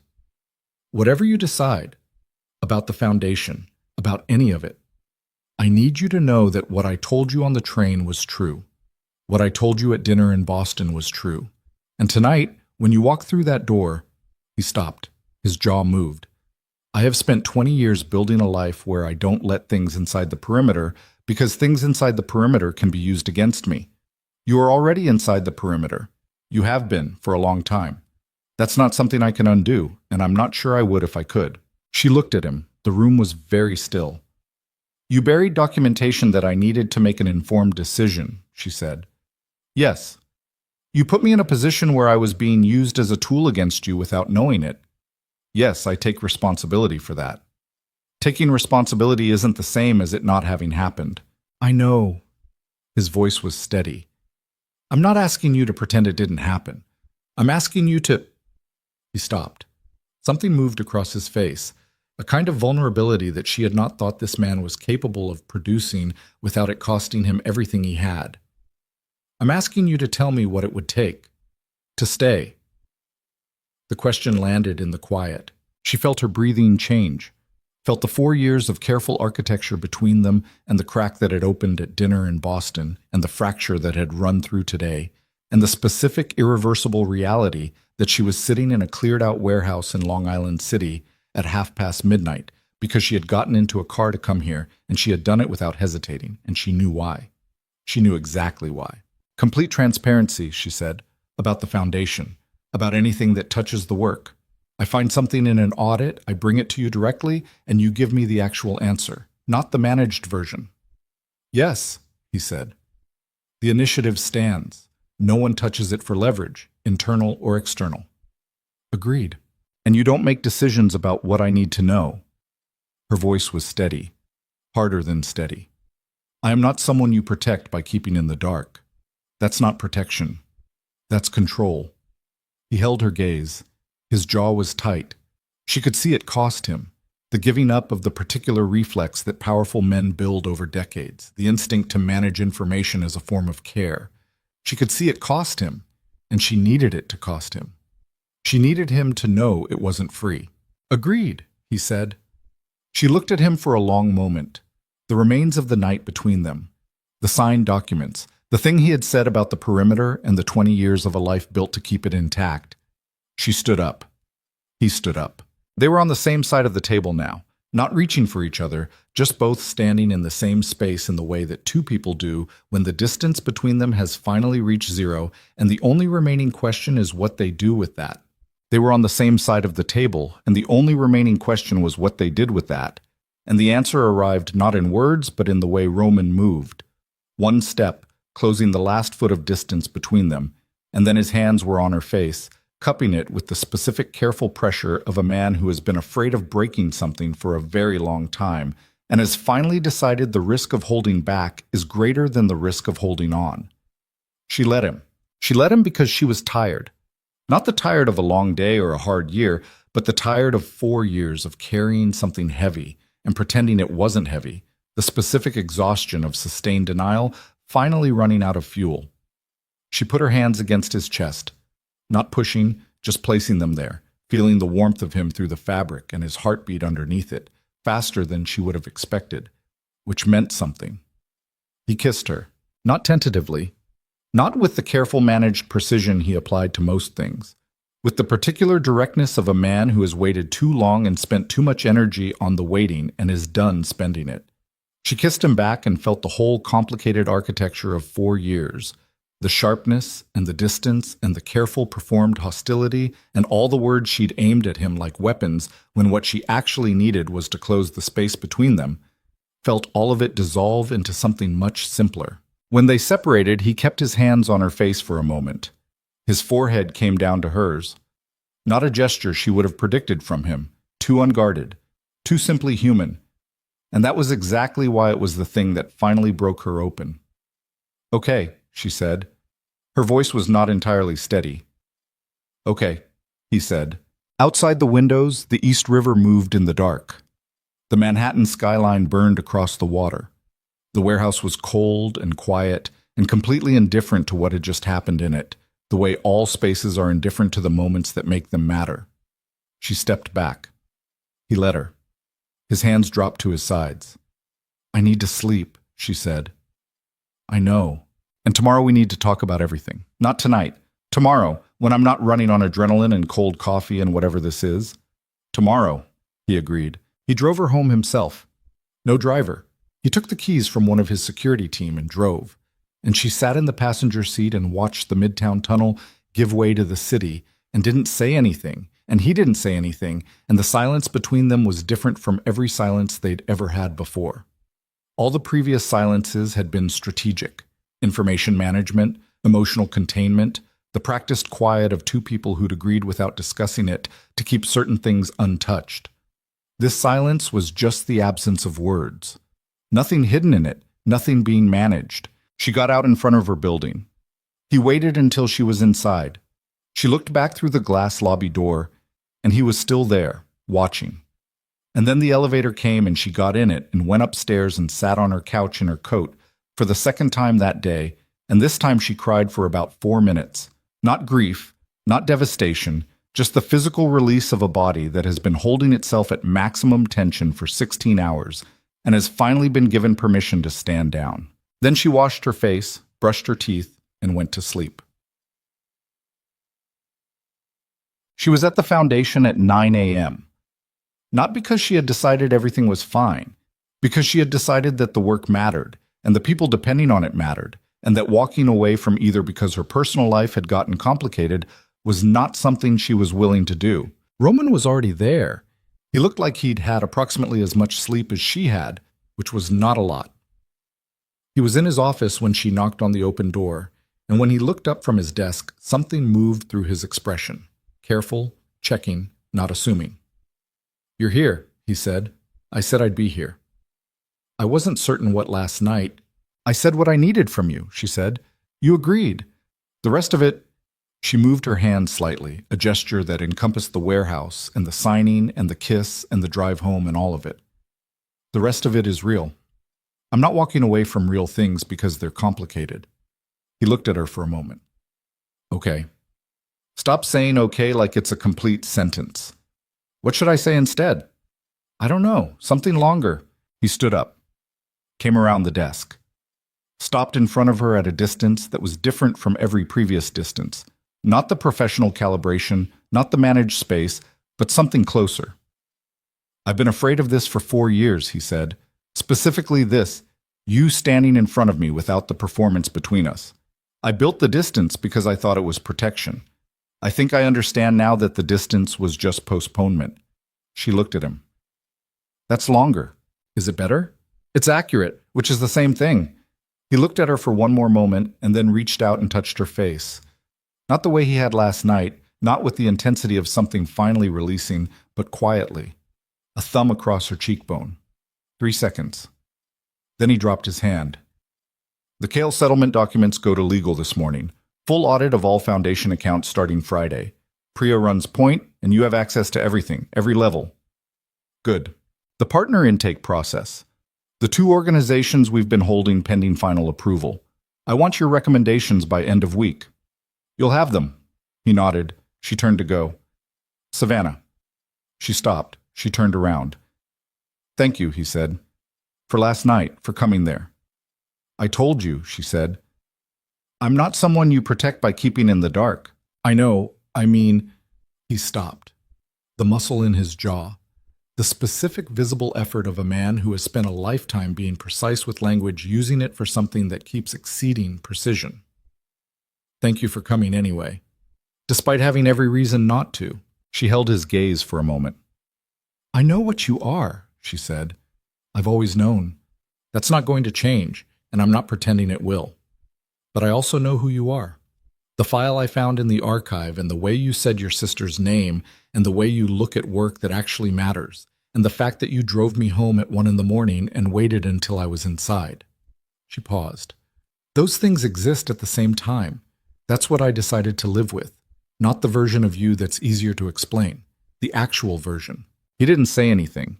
She watched his face do the thing it did. The layers moving behind the surface, things she was learning to read because she had finally stopped pretending she didn't want to read them. Go to work, she said. We have a lot to do. She walked back to her office. December moved forward. The audit Priya ran over the following 2 weeks came back clean, completely clean. Every account, every transfer, every disbursement traceable and legitimate.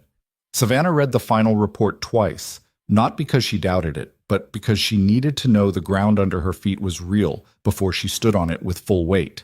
It was real.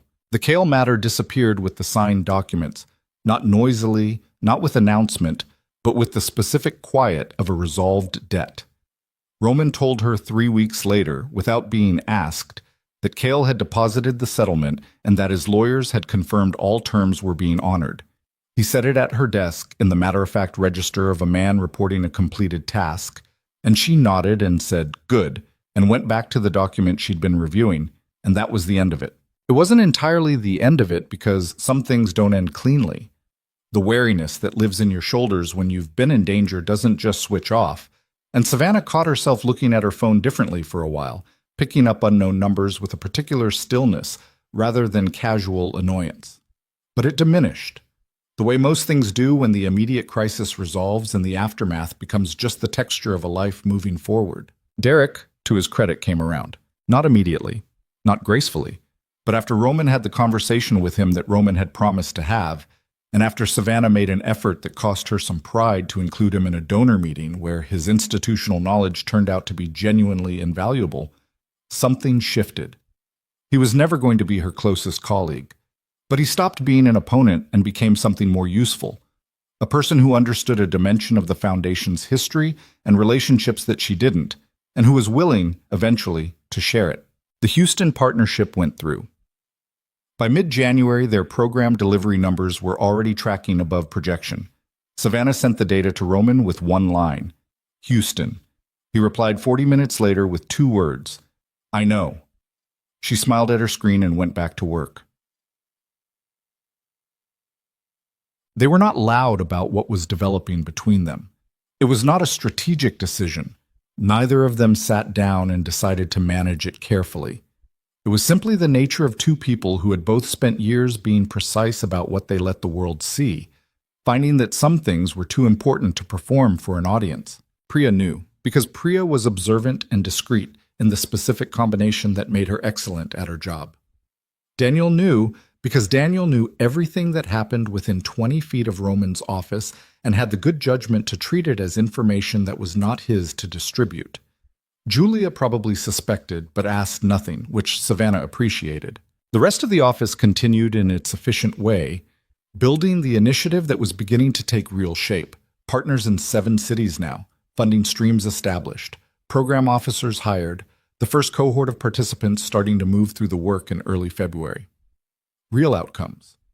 Actual people in actual communities with actual access to things they'd been told were available and had never been able to reach before. Savannah drove to a site visit in Newark on a Tuesday in February, stood in a community center watching a group of 22-year-olds navigate a financial literacy workshop that the foundation was funding, and felt the specific, uncomplicated satisfaction of work that does what it says it does. Patricia Okafor, she thought. Pay it forward or don't bother.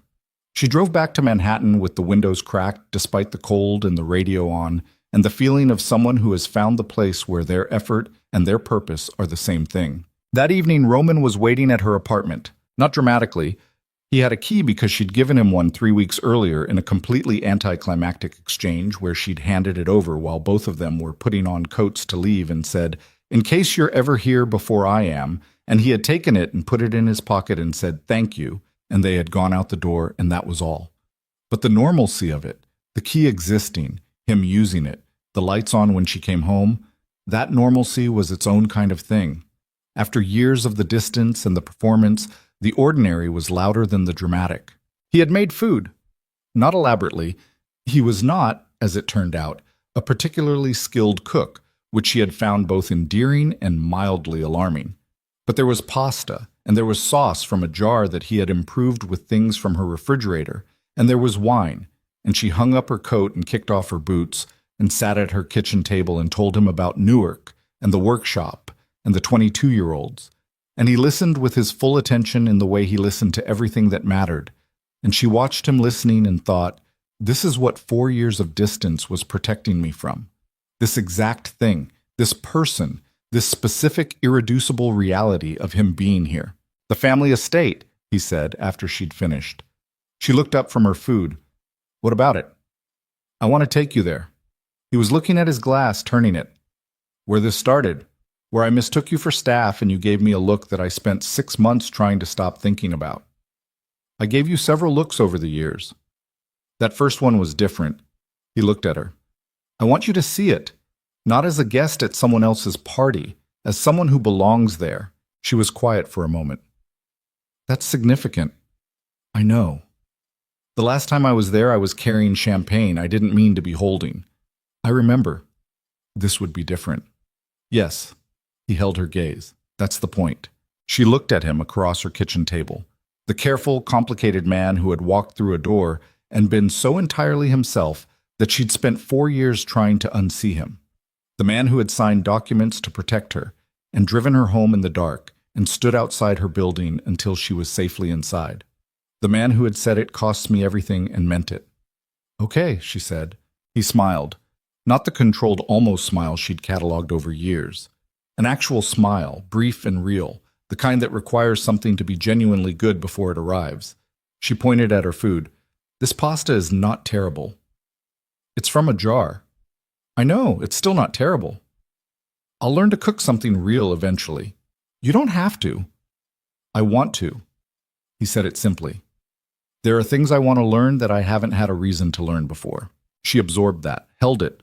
Outside her kitchen window, the February city pushed forward in its usual way, cold and lit and indifferent and full of lives moving through their own complicated passages. She had lived in this city for 8 years and loved it the way you love things that are hard and real and don't accommodate weakness. She had worked in it and built in it and navigated it and survived it. She had spent 4 years carrying something heavy through it and had arrived here, at this table, at this particular Tuesday night, and the heavy thing was not gone, but it had changed shape into something she could actually hold without hiding. The Voss family estate in late February was different from October 4 years ago. The trees were bare, the ground stark and beautiful in the particular way of winter landscapes. Everything stripped to its essential structure, the bones of things visible that the full seasons kept covered. Savannah stood in the entrance hall, where she'd walked in with a champagne tray she had no business holding, and looked at the marble floors and the high ceilings and the exact spot, approximately 12 feet from where she was standing, where Roman had turned and looked at her for the first time. He was watching her from the doorway.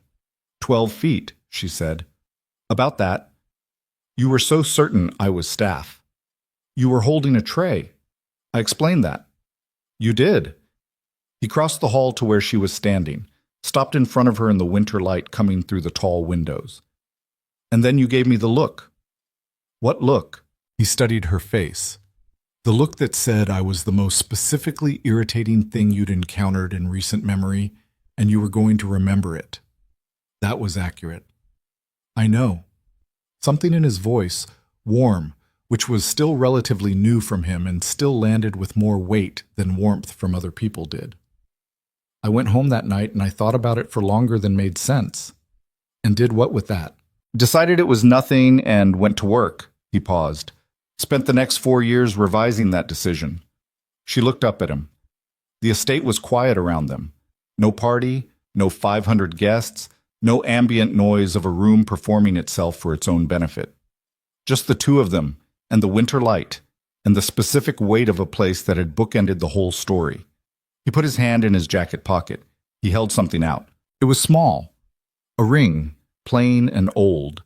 The gold worn in the places where it had been held and worn and handled over decades. Not elaborate. Not the kind of thing that announces itself. The kind of thing that has been carried by people who understood that the value of an object lives in what it has accompanied, not what it cost. "This was my mother's," he said. His voice was very quiet. "Not a proposal. Not yet.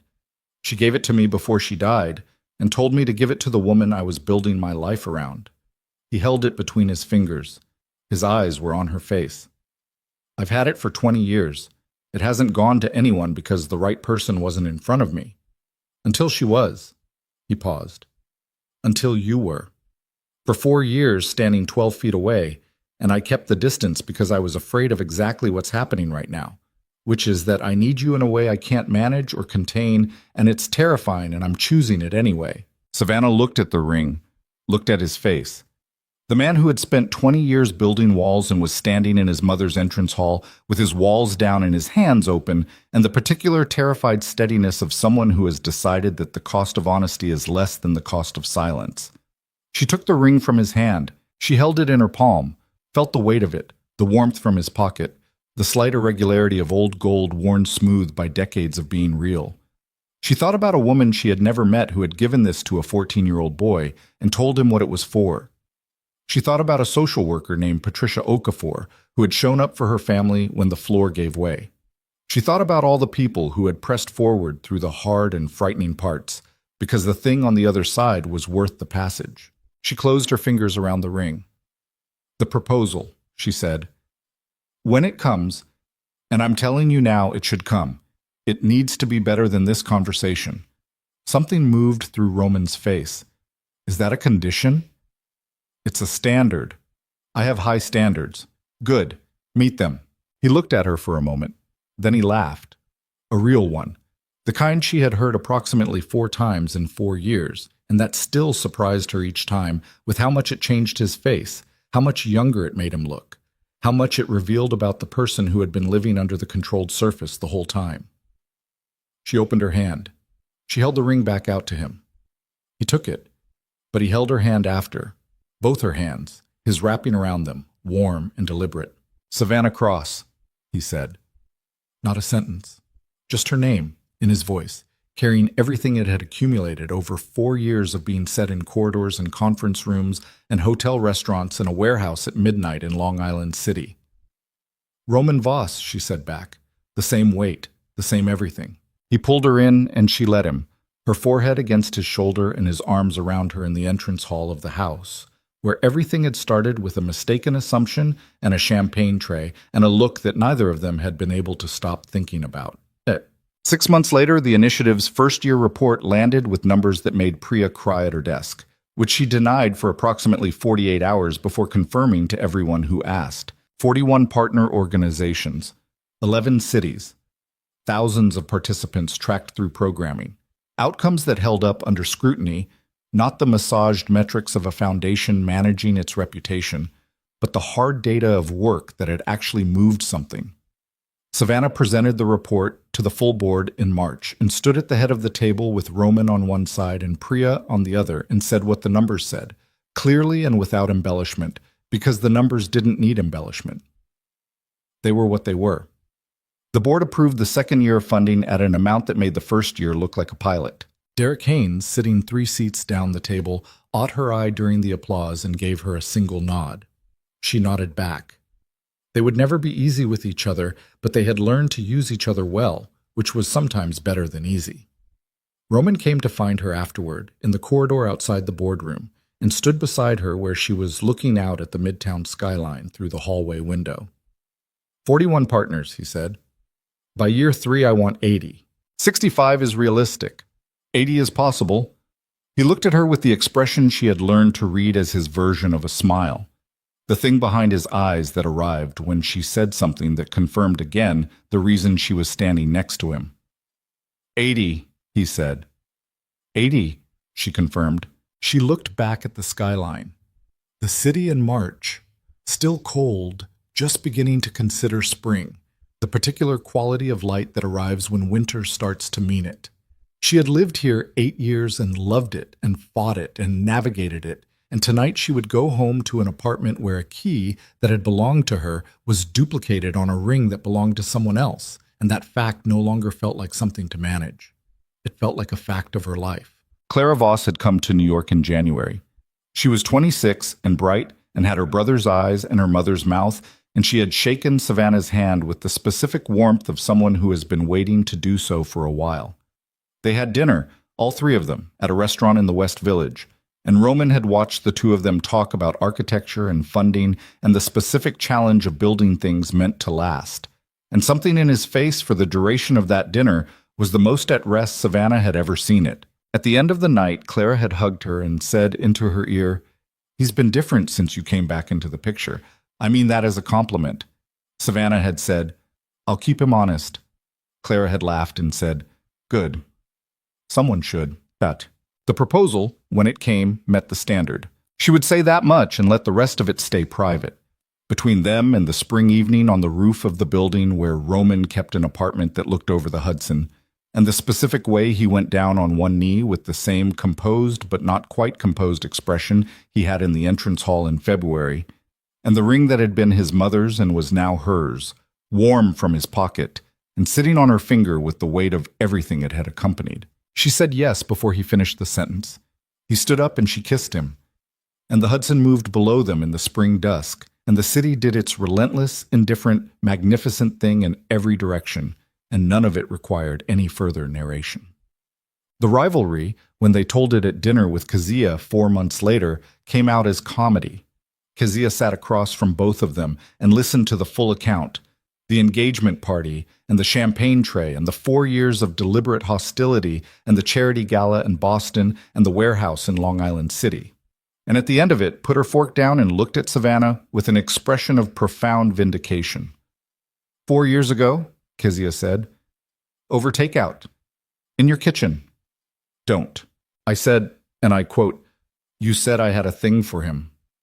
And you threw a napkin at me and changed the subject. I remember. And now you're wearing his mother's ring and he's sitting at my dinner table knowing how you take your coffee." Roman, across the table, had the expression of someone who is very carefully not smiling. Savannah pointed at him. "Don't. I'm not doing anything. You're doing the face. I don't have a face. You have the face." Kezia looked between them with the delight of a woman watching a confirmation of everything she has ever suspected about two people arrive fully formed at her table. She picked up her wine glass. "I would like to make a toast," she said, "to the 4 most unnecessary years in the history of two people who were obviously in love with each other from the first conversation." "It was a brief conversation," Roman said. "He assumed I was catering staff," Savannah said. "It was an honest mistake. It was an enormous mistake." "It was," he said without defense. "It led to 4 years of you perfecting the art of looking at me like I'd said something offensive every time I walked into a room. You frequently had. Some of the time. Most of the time." "Most of the time," he agreed. Kezia raised her glass. "To enormous mistakes and where they lead," she said. They clinked glasses. Outside Kezia's apartment, the city moved in its usual way, relentless and enormous and full of its own complicated truths, entirely indifferent to the particular small human story that had finally, after 4 years of postponement and performance, and the specific cowardice that masquerades as self-protection, arrived at the only ending it was ever going to have. Not perfect, not without cost or history, or the particular weight of two people who had carried hard things for a long time before finding someone to carry them with, but real, earned, the kind of love that has been tested by the specific tests each of them presented to the other and has held anyway. The masks were gone. The performances were retired. The game, the long, exhausting, entirely unnecessary game of pretending, was over.